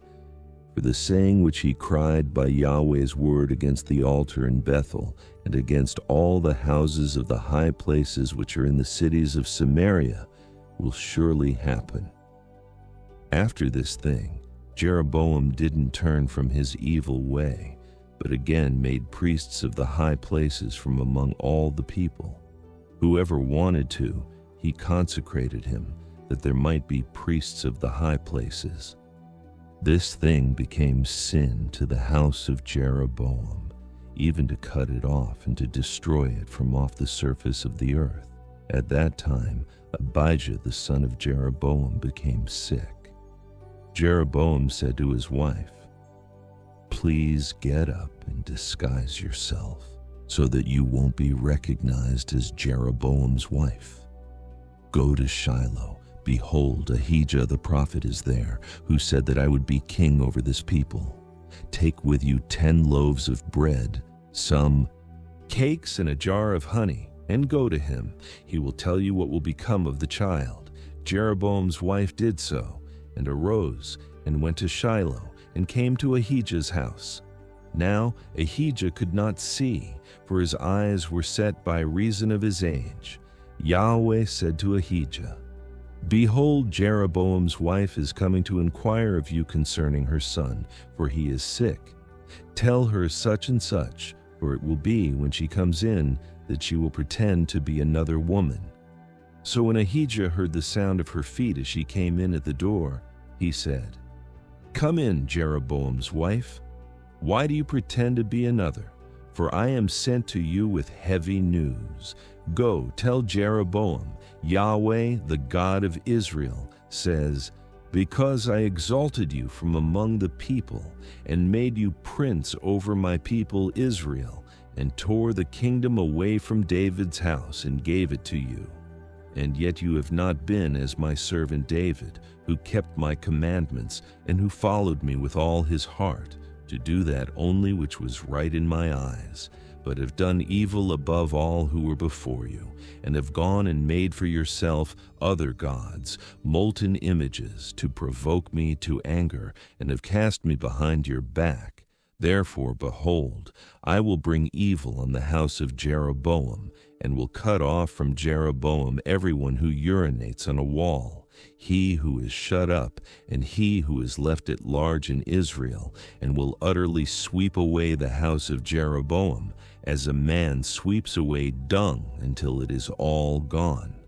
The dogs will eat he who belongs to Jeroboam, who dies in the city, and the birds of the sky will eat he who dies in the field, for Yahweh has spoken it. Arise, therefore, and go to your house. When your feet enter into the city, the child will die. All Israel will mourn for him and bury him, for he only of Jeroboam will come to the grave, because in him there is found some good thing toward Yahweh, the God of Israel, in the house of Jeroboam. Moreover, Yahweh will raise up a king for himself over Israel, who will cut off the house of Jeroboam. This is the day. What, even now? For Yahweh will strike Israel, as a reed is shaken in the water, and he will root up Israel out of this good land which he gave to their fathers, and will scatter them beyond the river, because they have made their Asherah poles, provoking Yahweh to anger. He will give Israel up because of the sins of Jeroboam, which he has sinned, and with which he has made Israel to sin. Jeroboam's wife arose and departed, and came to Tirzah. As she came to the threshold of the house, the child died. All Israel buried him and mourned for him, according to Yahweh's word, which he spoke by his servant Ahijah the prophet. The rest of the acts of Jeroboam, how he fought and how he reigned, behold, they are written in the book of the Chronicles of the kings of Israel. The days which Jeroboam reigned were 22 years. Then he slept with his fathers, and Nadab his son reigned in his place. Rehoboam the son of Solomon reigned in Judah.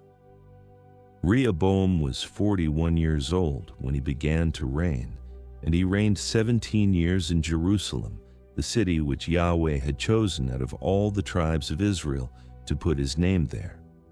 His mother's name was Naamah the Ammonitess. Judah did that which was evil in Yahweh's sight, and they provoked him to jealousy with their sins which they committed, above all that their fathers had done. For they also built for themselves high places, sacred pillars, and Asherah poles on every high hill and under every green tree. There were also Sodomites in the land.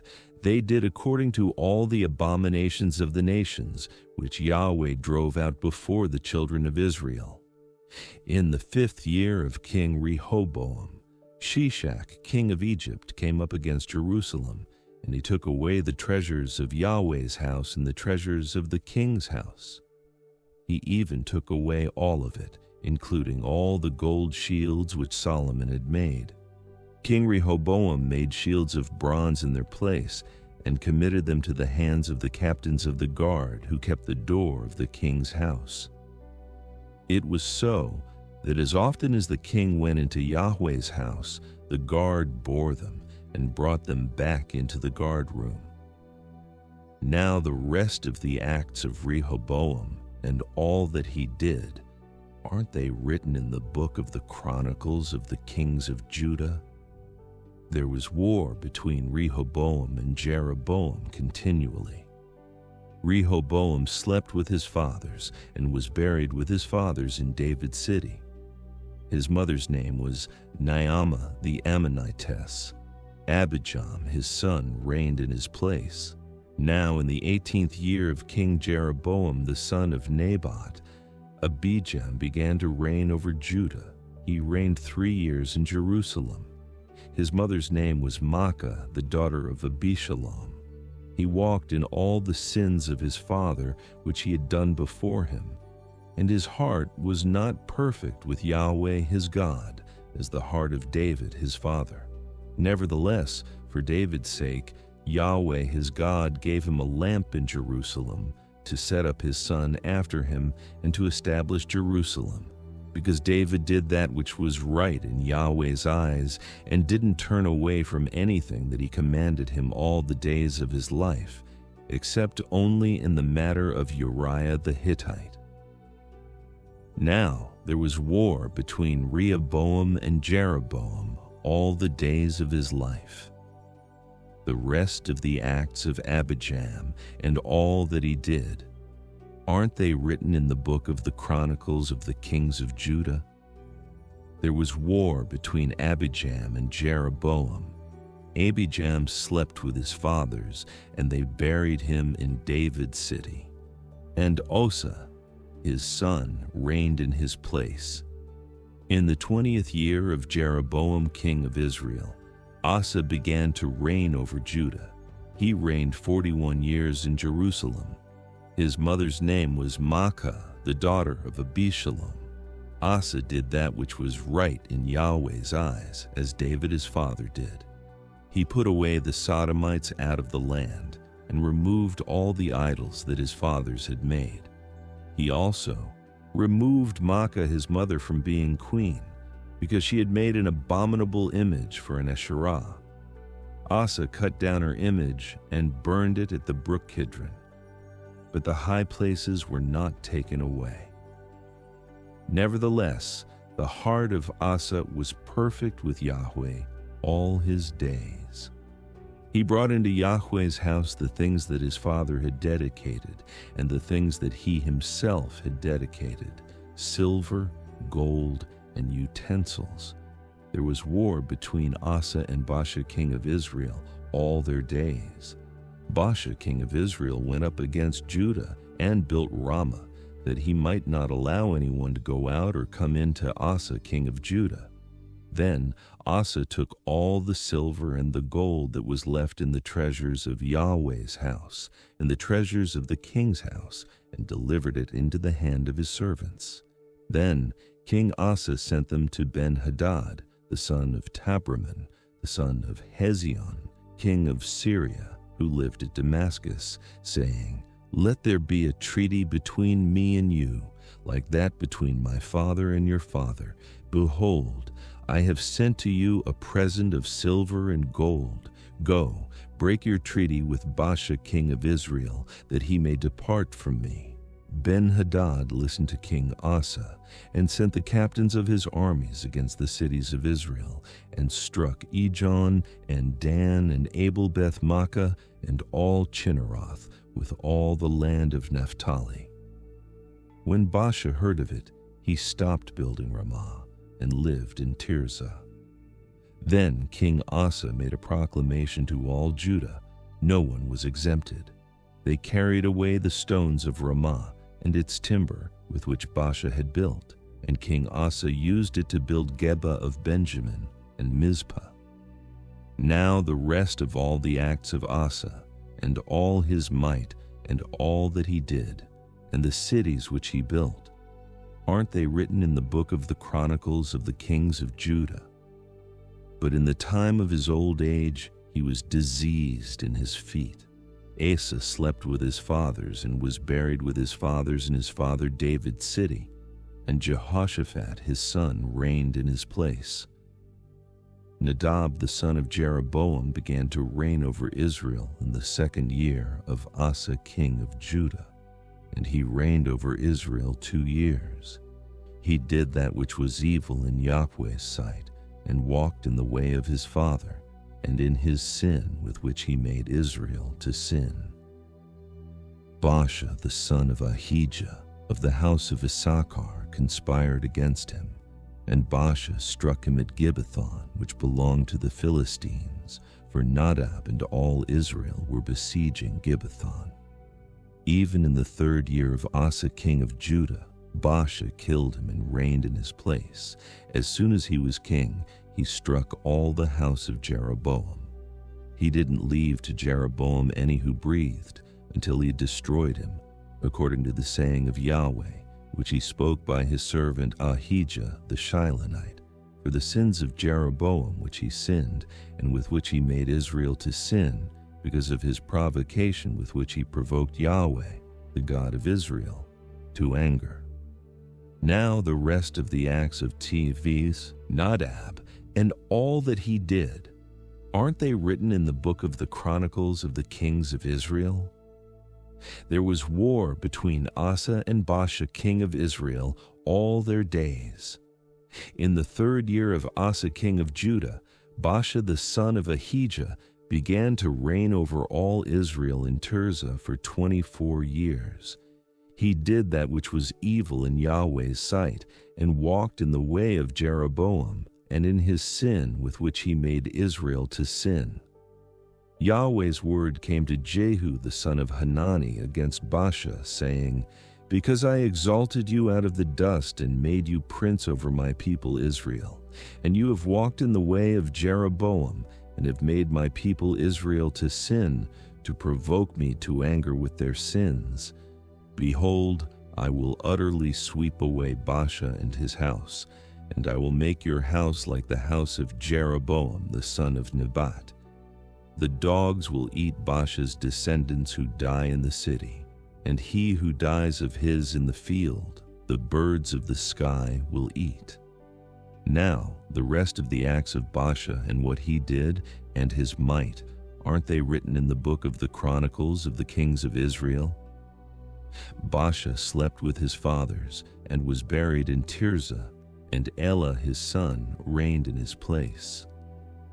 Moreover, Yahweh's word came by the prophet Jehu the son of Hanani against Baasha and against his house, both because of all the evil that he did in Yahweh's sight, to provoke him to anger with the work of his hands in being like the house of Jeroboam, and because he struck him.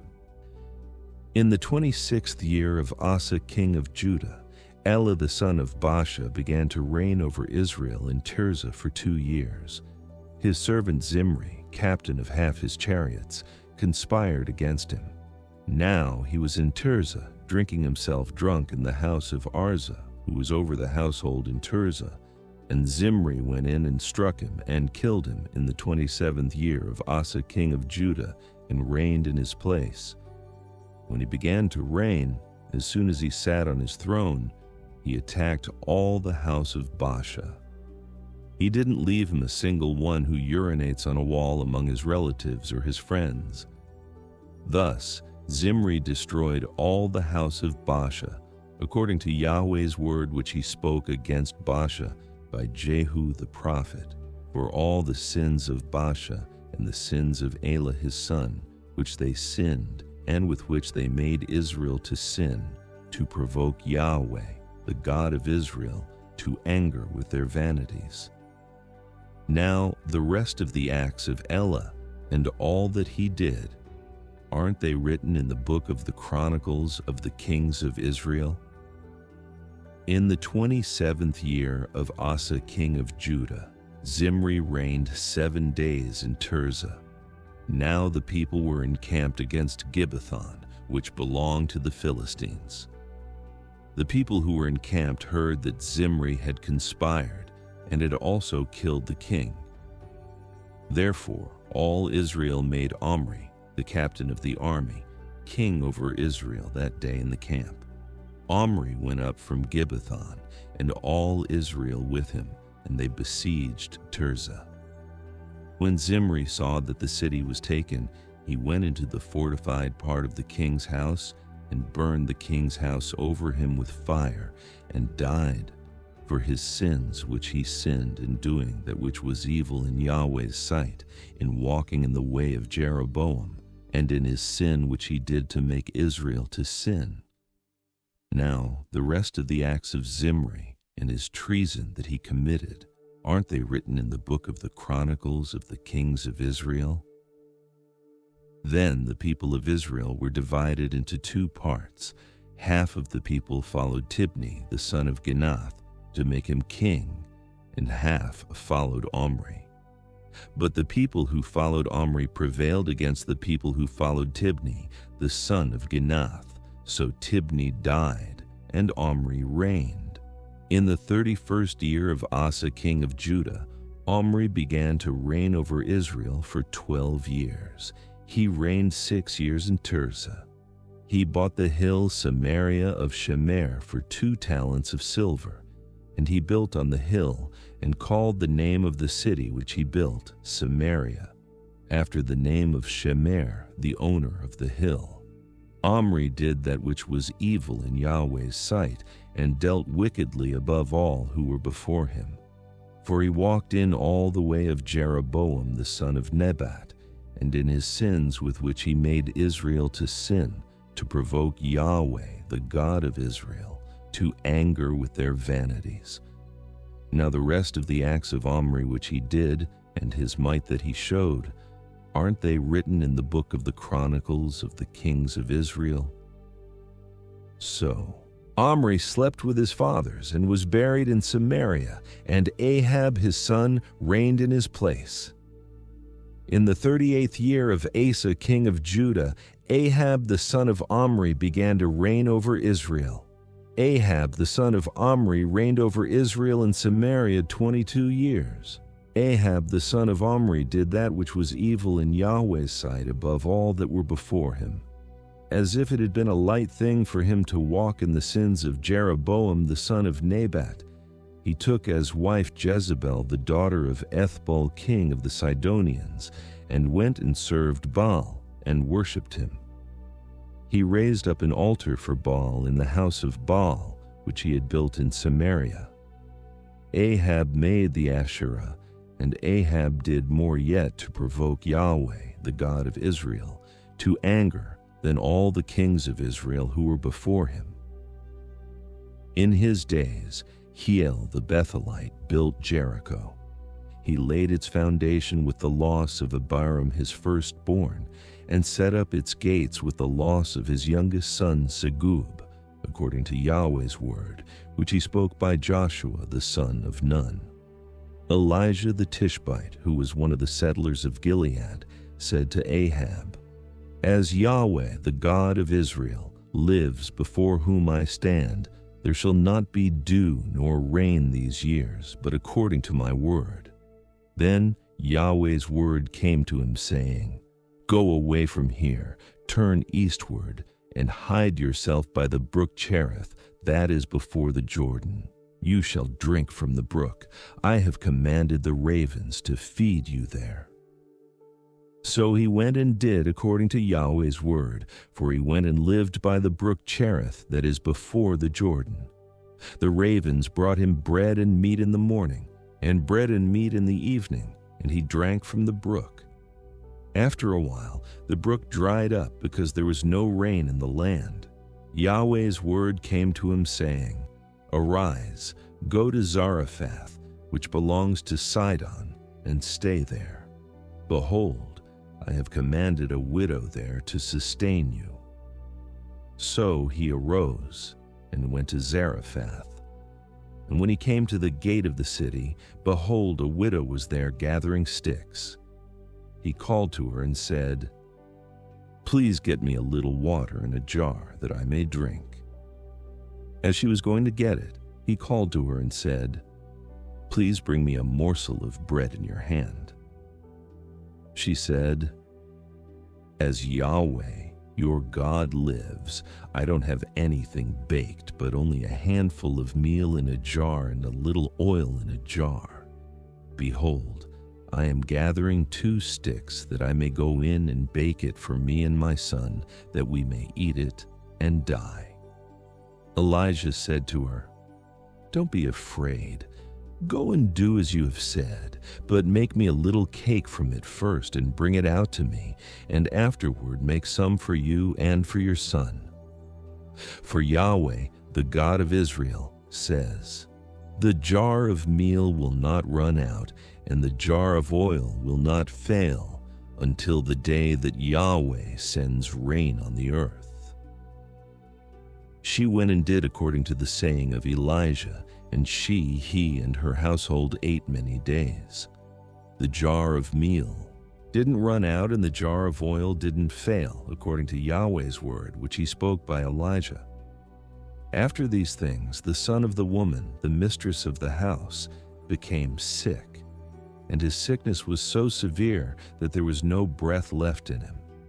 She said to Elijah, "What have I to do with you, you man of God?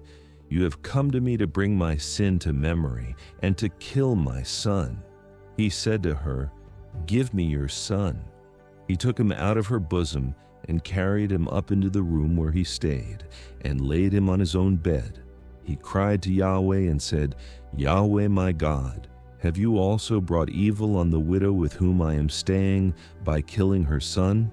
He stretched himself on the child 3 times and cried to Yahweh and said, "Yahweh my God, please let this child's soul come into him again." Yahweh listened to the voice of Elijah, and the soul of the child came into him again, and he revived.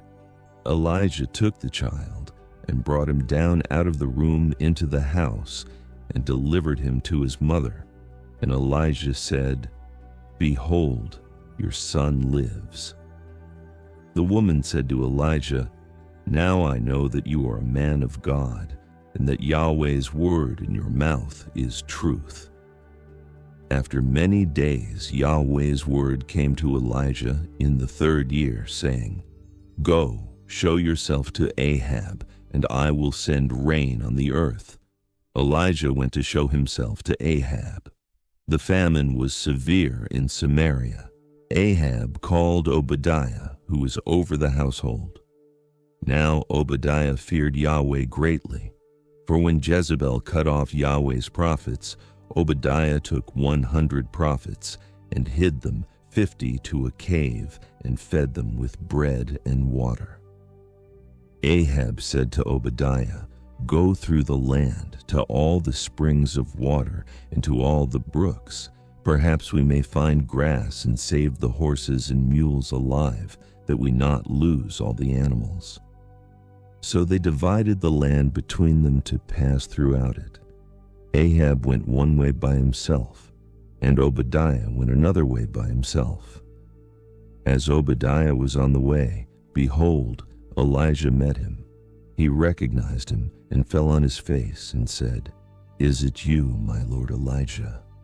He answered him, "It is I. Go, tell your lord, behold, Elijah is here." He said, "How have I sinned that you would deliver your servant into the hand of Ahab to kill me? As Yahweh your God lives, there is no nation or kingdom where my Lord has not sent to seek you." When they said, "He is not here," he took an oath of the kingdom and nation that they didn't find you. Now you say, "Go, tell your Lord, behold, Elijah is here." It will happen as soon as I leave you, that Yahweh's Spirit will carry you I don't know where. And so when I come and tell Ahab, and he can't find you, he will kill me. But I, your servant, have feared Yahweh from my youth. Wasn't it told my Lord what I did when Jezebel killed Yahweh's prophets? How I hid 100 men of Yahweh's prophets with 50 to a cave, and fed them with bread and water? Now you say, "Go, tell your Lord, behold, Elijah is here." He will kill me. Elijah said, "As Yahweh of armies lives, before whom I stand, I will surely show myself to him today." So Obadiah went to meet Ahab and told him, and Ahab went to meet Elijah. When Ahab saw Elijah, Ahab said to him, "Is that you, you troubler of Israel?" He answered, "I have not troubled Israel, but you and your father's house, in that you have forsaken Yahweh's commandments, and you have followed the Baals. Now therefore send, and gather to me all Israel to Mount Carmel, and 450 of the prophets of Baal, and 400 of the prophets of the Asherah, who eat at Jezebel's table. So Ahab sent to all the children of Israel and gathered the prophets together to Mount Carmel. Elijah came near to all the people and said, "How long will you waver between the two sides? If Yahweh is God, follow him, but if Baal, then follow him." The people didn't say a word. Then Elijah said to the people, "I, even I only, am left as a prophet of Yahweh, but Baal's prophets are 450 men. Let them therefore give us 2 bulls, and let them choose 1 bull for themselves, and cut it in pieces, and lay it on the wood, and put no fire under. And I will dress the other bull, and lay it on the wood, and put no fire under it. You call on the name of your God, and I will call on Yahweh's name. The God who answers by fire, let him be God." All the people answered, "What you say is good." Elijah said to the prophets of Baal, "Choose 1 bull for yourselves, and dress it first, for you are many, and call on the name of your God, but put no fire under it."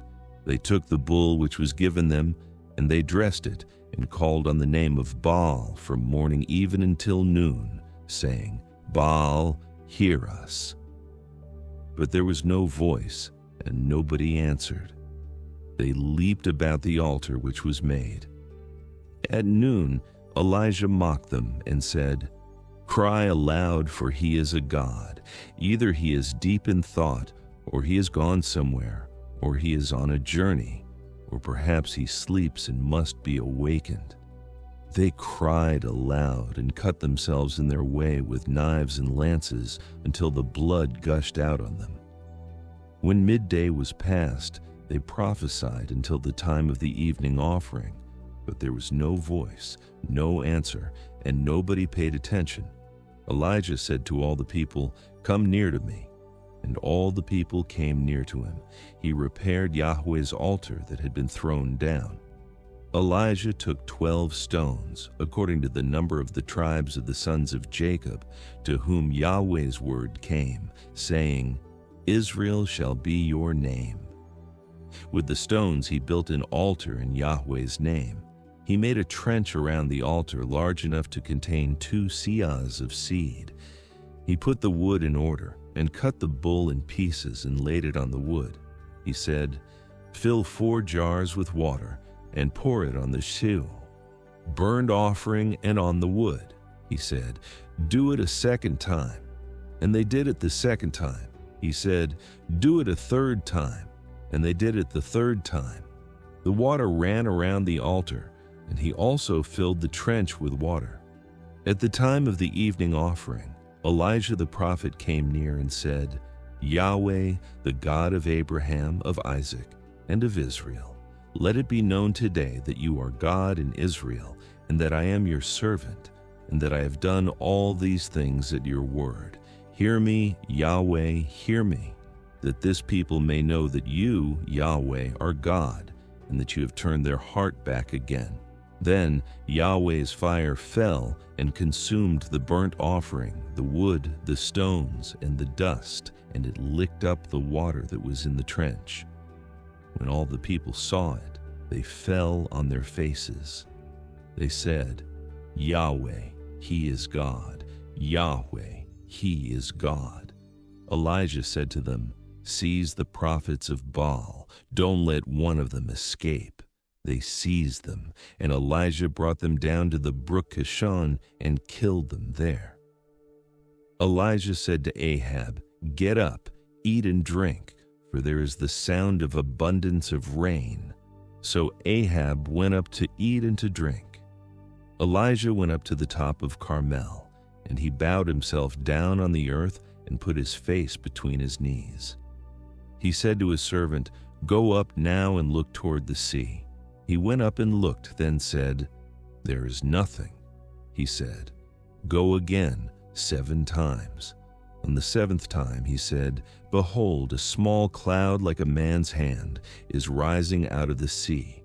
He said, Go up, tell Ahab, get ready and go down so that the rain doesn't stop you." In a little while, the sky grew black with clouds and wind, and there was a great rain.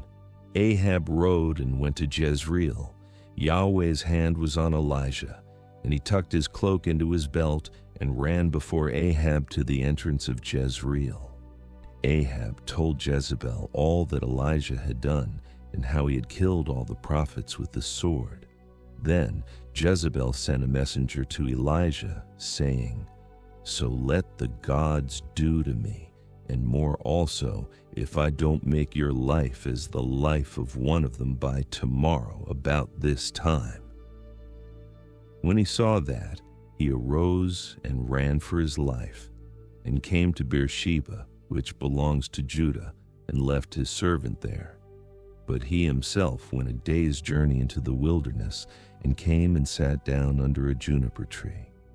Then he requested for himself that he might die, and said, "It is enough. Now, O Yahweh, take away my life, for I am not better than my fathers."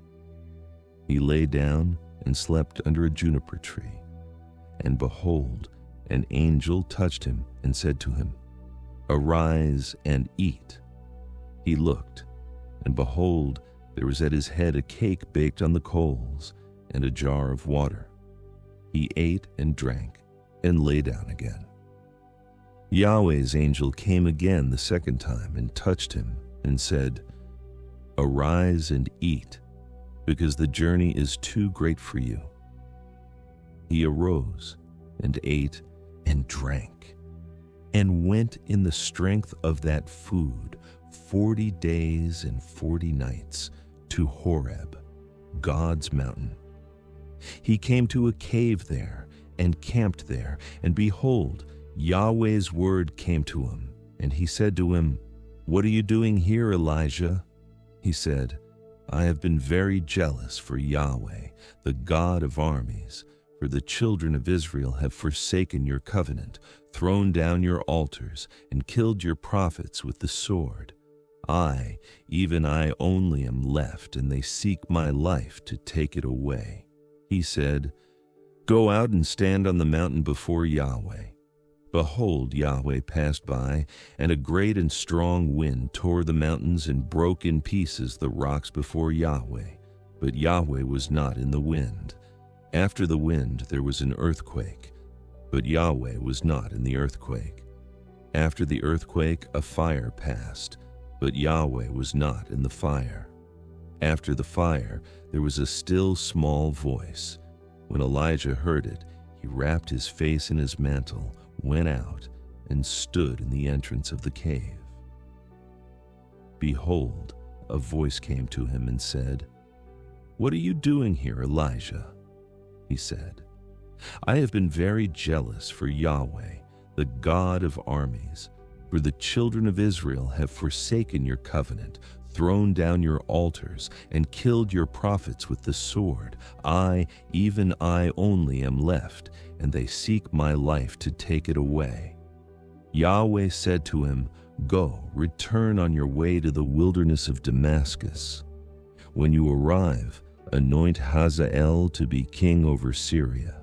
Anoint Jehu the son of Nimshi to be king over Israel, and anoint Elisha the son of Shaphat of Abel-Meholah to be prophet in your place. He who escapes from the sword of Hazael, Jehu will kill, and he who escapes from the sword of Jehu, Elisha will kill. Yet I reserved 7,000 in Israel, all the knees of which have not bowed to Baal, and every mouth which has not kissed him." So he departed from there and found Elisha the son of Shaphat, who was plowing with 12 yoke of oxen before him, and he with the 12th. Elijah went over to him and put his mantle on him. Elisha left the oxen and ran after Elijah and said, "Let me please kiss my father and my mother, and then I will follow you." He said to him, "Go back again, for what have I done to you?" He returned from following him and took the yoke of oxen, killed them, and boiled their meat with the oxen's equipment, and gave to the people. and they ate.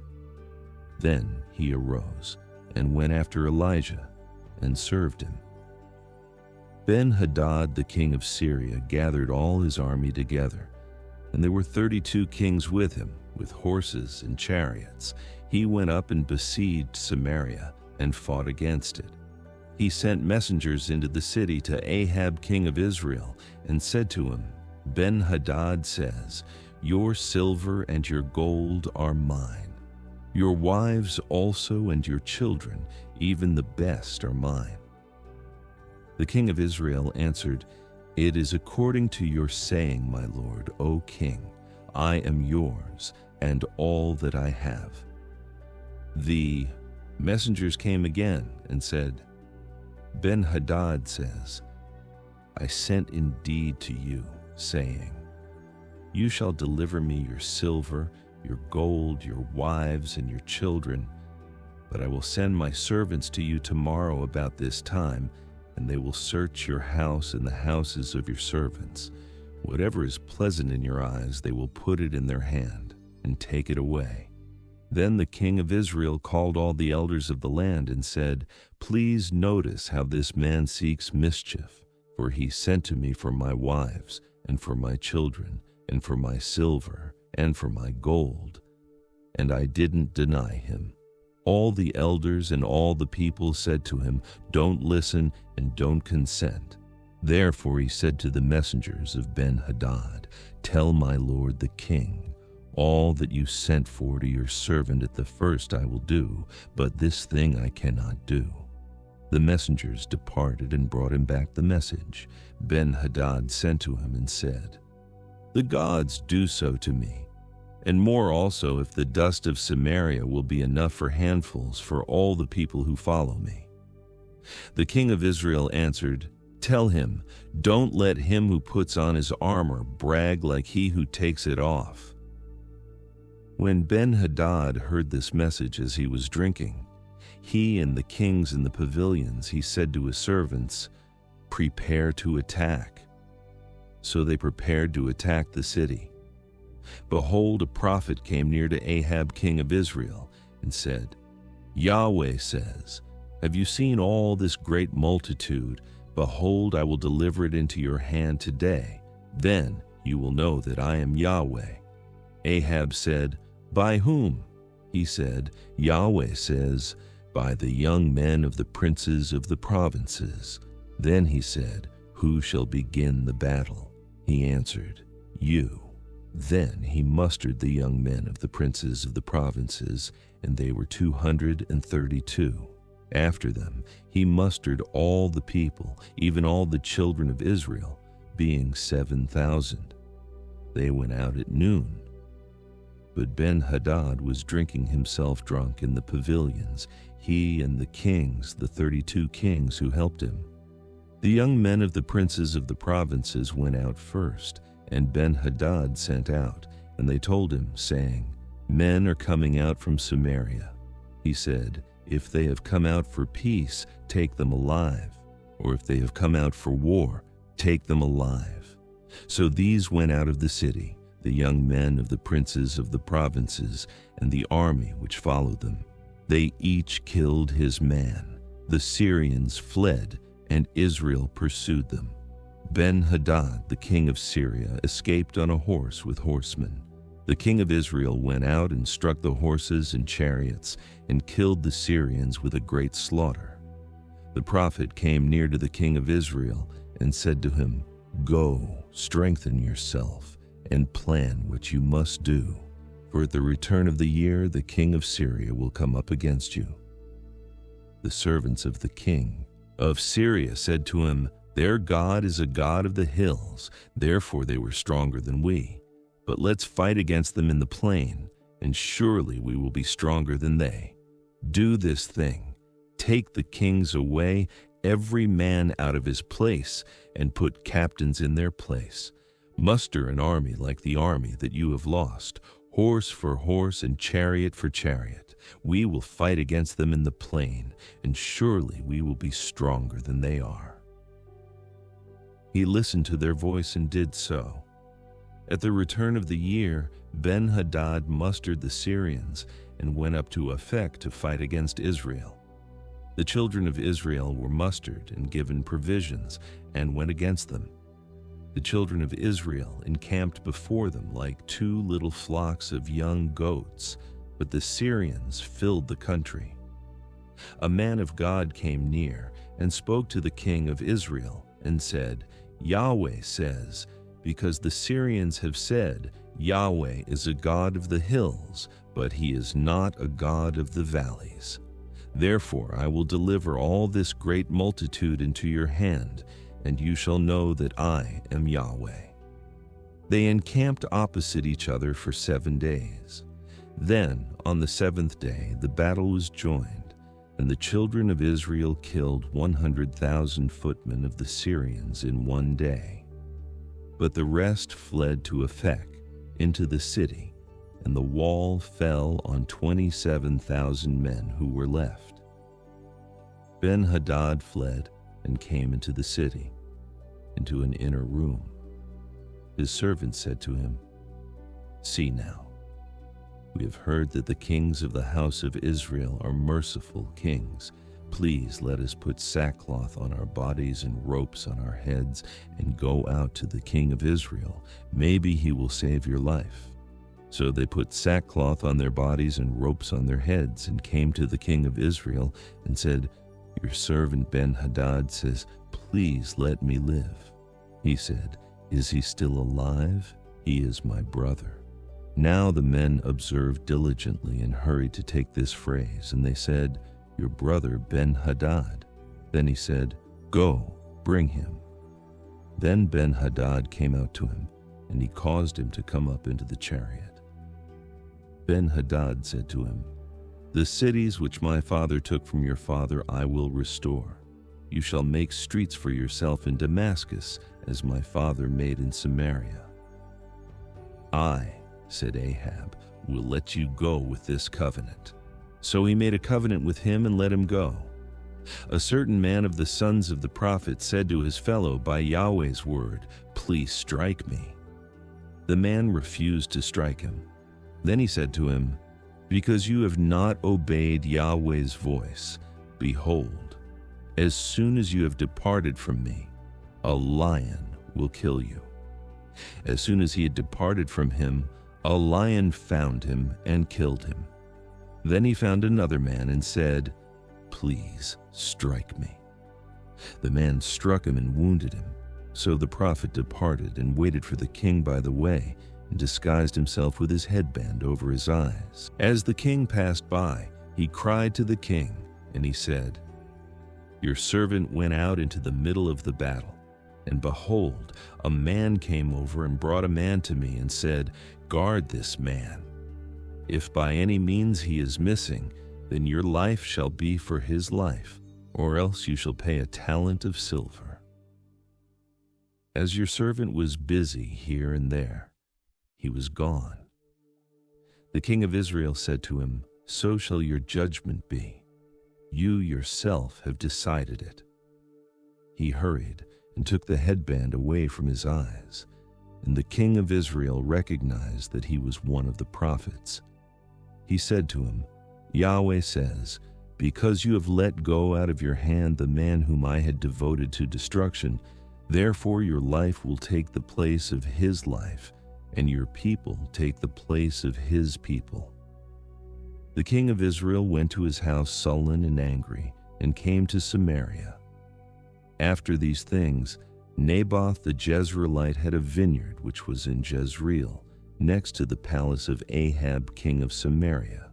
Ahab spoke to Naboth, saying, Give me your vineyard, that I may have it for a garden of herbs, because it is near my house, and I will give you for it a better vineyard than it. Or if it seems good to you, I will give you its worth in money. Naboth said to Ahab, May Yahweh forbid me, that I should give the inheritance of my fathers to you. Ahab came into his house sullen and angry because of the word which Naboth the Jezreelite had spoken to him, for he had said, I will not give you the inheritance of my fathers. He laid himself down on his bed and turned away his face and would eat no bread. But Jezebel his wife came to him and said to him, "Why is your spirit so sad that you eat no bread?" He said to her, "Because I spoke to Naboth the Jezreelite and said to him, 'Give me your vineyard for money, or else, if it pleases you, I will give you another vineyard for it.' He answered, 'I will not give you my vineyard.' Jezebel his wife said to him, 'Do you now govern the kingdom of Israel? Arise and eat bread, and let your heart be merry. I will give you the vineyard of Naboth the Jezreelite.' So she wrote letters in Ahab's name and sealed them with his seal, and sent the letters to the elders and to the nobles who were in his city, who lived with Naboth. She wrote in the letters, saying, 'Proclaim a fast and set Naboth on high among the people. Set 2 men, wicked fellows, before him, and let them testify against him, saying, "You cursed God and the king." Then carry him out and stone him to death. The men of his city, even the elders and the nobles who lived in his city, did as Jezebel had instructed them in the letters which she had written and sent to them. They proclaimed a fast and set Naboth on high among the people. The 2 men, the wicked fellows, came in and sat before him. The wicked fellows testified against him, even against Naboth, in the presence of the people, saying, "Naboth cursed God and the king." Then they carried him out of the city and stoned him to death with stones. Then they sent to Jezebel, saying, "Naboth has been stoned and is dead."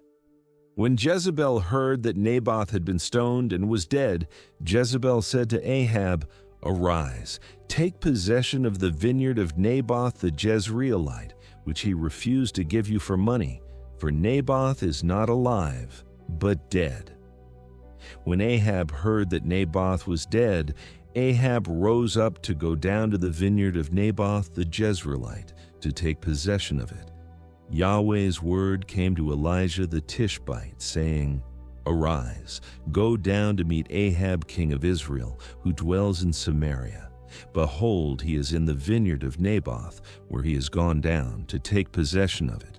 You shall speak to him, saying, 'Yahweh says, have you killed and also taken possession?' You shall speak to him, saying, 'Yahweh says, in the place where dogs lick the blood of Naboth, dogs will lick your blood, even yours.'" Ahab said to Elijah, "Have you found me, my enemy?"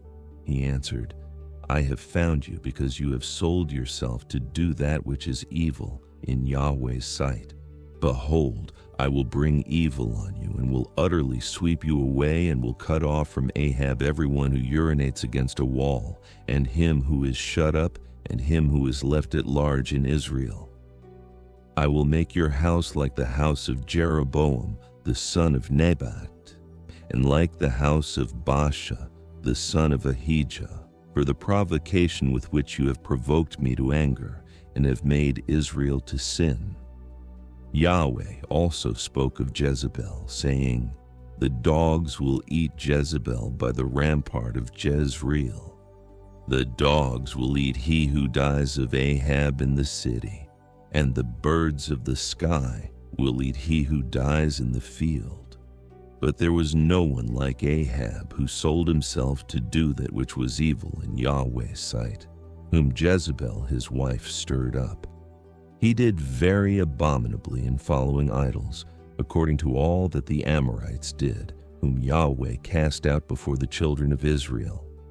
When Ahab heard those words, he tore his clothes, put sackcloth on his body, fasted, lay in sackcloth, and went about despondently.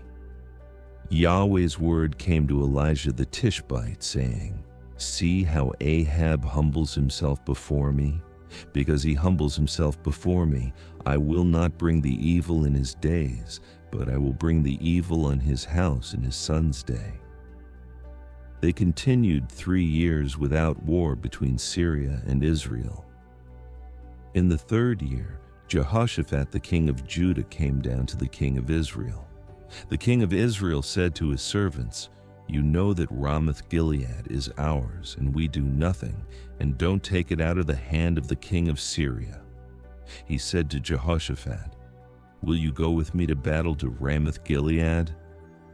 Jehoshaphat said to the king of Israel, "I am as you are, my people as your people, my horses as your horses."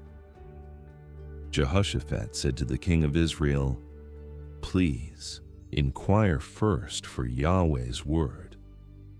Then the king of Israel gathered the prophets together, about 400 men, and said to them, "Should I go against Ramoth-Gilead to battle, or should I refrain?" They said, "Go up, for the Lord will deliver it into the hand of the king."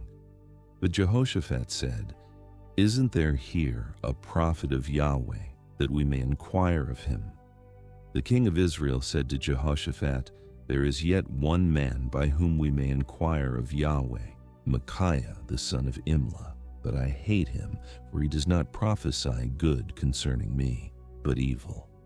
Jehoshaphat said, "Don't let the king say so." Then the king of Israel called an officer and said, "Quickly get Micaiah the son of Imlah." Now the king of Israel and Jehoshaphat the king of Judah were sitting each on his throne, arrayed in their robes in an open place at the entrance of the gate of Samaria, and all the prophets were prophesying before them. Zedekiah the son of Chenaanah made himself horns of iron and said, "Yahweh says, with these you will push the Syrians until they are consumed." All the prophets prophesied so, saying, "Go up to Ramoth-Gilead and prosper, for Yahweh will deliver it into the hand of the king." The messenger who went to call Micaiah spoke to him, saying, "See now, the prophets declare good to the king with one mouth. Please let your word be like the word of one of them, and speak good." Micaiah said, "As Yahweh lives, what Yahweh says to me, that I will speak." When he had come to the king said to him, "Micaiah, shall we go to Ramoth-Gilead to battle, or shall we forbear?" He answered him, "Go up and prosper, and Yahweh will deliver it into the hand of the king." The king said to him, "How many times do I have to adjure you that you speak to me nothing but the truth in Yahweh's name?" He said, "I saw all Israel scattered on the mountains as sheep that have no shepherd. Yahweh said, 'These have no master. Let them each return to his house in peace.'" The king of Israel said to Jehoshaphat, "Didn't I tell you that he would not prophesy good concerning me, but evil?" Micaiah said, "Therefore hear Yahweh's word. I saw Yahweh sitting on his throne, and all the army of heaven standing by him on his right hand and on his left. Yahweh said, 'Who will entice Ahab that he may go up and fall at Ramoth-Gilead?'" One said one thing, and another said another. A spirit came out and stood before Yahweh, and said, "I will entice him." Yahweh said to him, "How?" He said, "I will go out and will be a lying spirit in the mouth of all his prophets." He said, "You will entice him and will also prevail. Go out and do so." Now therefore, behold, Yahweh has put a lying spirit in the mouth of all these your prophets, and Yahweh has spoken evil concerning you. Then Zedekiah the son of Chenaanah came near and struck Micaiah on the cheek and said, "Which way did Yahweh's spirit go from me to speak to you?" Micaiah said, "Behold, you will see on that day when you go into an inner room to hide yourself." The king of Israel said, "Take Micaiah and carry him back to Amon the governor of the city, and to Joash the king's son. Say, the king says, put this fellow in the prison and feed him with bread of affliction and with water of affliction until I come in peace." Micaiah said, If you return at all in peace, Yahweh has not spoken by me. He said, listen, all you people. So the king of Israel and Jehoshaphat, the king of Judah, went up to Ramoth-Gilead. The king of Israel said to Jehoshaphat, I will disguise myself and go into the battle, but you put on your robes. The king of Israel disguised himself and went into the battle. Now the king of Syria had commanded the 32 captains of his chariots, saying, don't fight with small nor great, except only with the king of Israel. When the captains of the chariots saw Jehoshaphat, they said, surely that is the king of Israel, and they came over to fight against him. Jehoshaphat cried out. When the captains of the chariots saw that it was not the king of Israel, they turned back from pursuing him. A certain man drew his bow at random and struck the king of Israel between the joints of the armor. Therefore he said to the driver of his chariot, turn around and carry me out of the battle, for I am severely wounded. The battle increased that day. The king was propped up in his chariot facing the Syrians and died at evening. The blood ran out of the wound into the bottom of the chariot. A cry went throughout the army about the going down of the sun, saying, every man to his city and every man to his country. So the king died and was brought to Samaria, and they buried the king in Samaria. They washed the chariot by the pool of Samaria, and the dogs licked up his blood where the prostitutes washed themselves, according to Yahweh's word which he spoke. Now the rest of the acts of Ahab and all that he did, and the ivory house which he built, and all the cities that he built, aren't they written in the book of the Chronicles of the kings of Israel? So Ahab slept with his fathers, and Ahaziah his son reigned in his place. Jehoshaphat the son of Asa began to reign over Judah in the 4th year of Ahab king of Israel. Jehoshaphat was 35 years old when he began to reign, and he reigned 25 years in Jerusalem. His mother's name was Azubah, the daughter of Shilhi. He walked in all the way of Asa his father. He didn't turn away from it, doing that which was right in Yahweh's eyes. However, the high places were not taken away. The people still sacrificed and burned incense on the high places. Jehoshaphat made peace with the king of Israel. Now the rest of the acts of Jehoshaphat and his might that he showed and how he fought, aren't they written in the book of the Chronicles of the kings of Judah? The remnant of the Sodomites that remained in the days of his father Asa, he put away out of the land. There was no king in Edom. A deputy ruled. Jehoshaphat made ships of Tarshish to go to Ophir for gold, but they didn't go, for the ships wrecked at Ezion-Geber. Then Ahaziah the son of Ahab said to Jehoshaphat, let my servants go with your servants in the ships. But Jehoshaphat would not. Jehoshaphat slept with his fathers and was buried with his fathers in his father David's city. Jehoram his son reigned in his place. Ahaziah the son of Ahab began to reign over Israel and Samaria in the 17th year of Jehoshaphat king of Judah, and he reigned 2 years over Israel. He did that which was evil in Yahweh's sight, and walked in the way of his father, and in the way of his mother, and in the way of Jeroboam the son of Nebat, in which he made Israel to sin. He served Baal and worshipped him, and provoked Yahweh, the God of Israel, to anger in all the ways that his father had done so.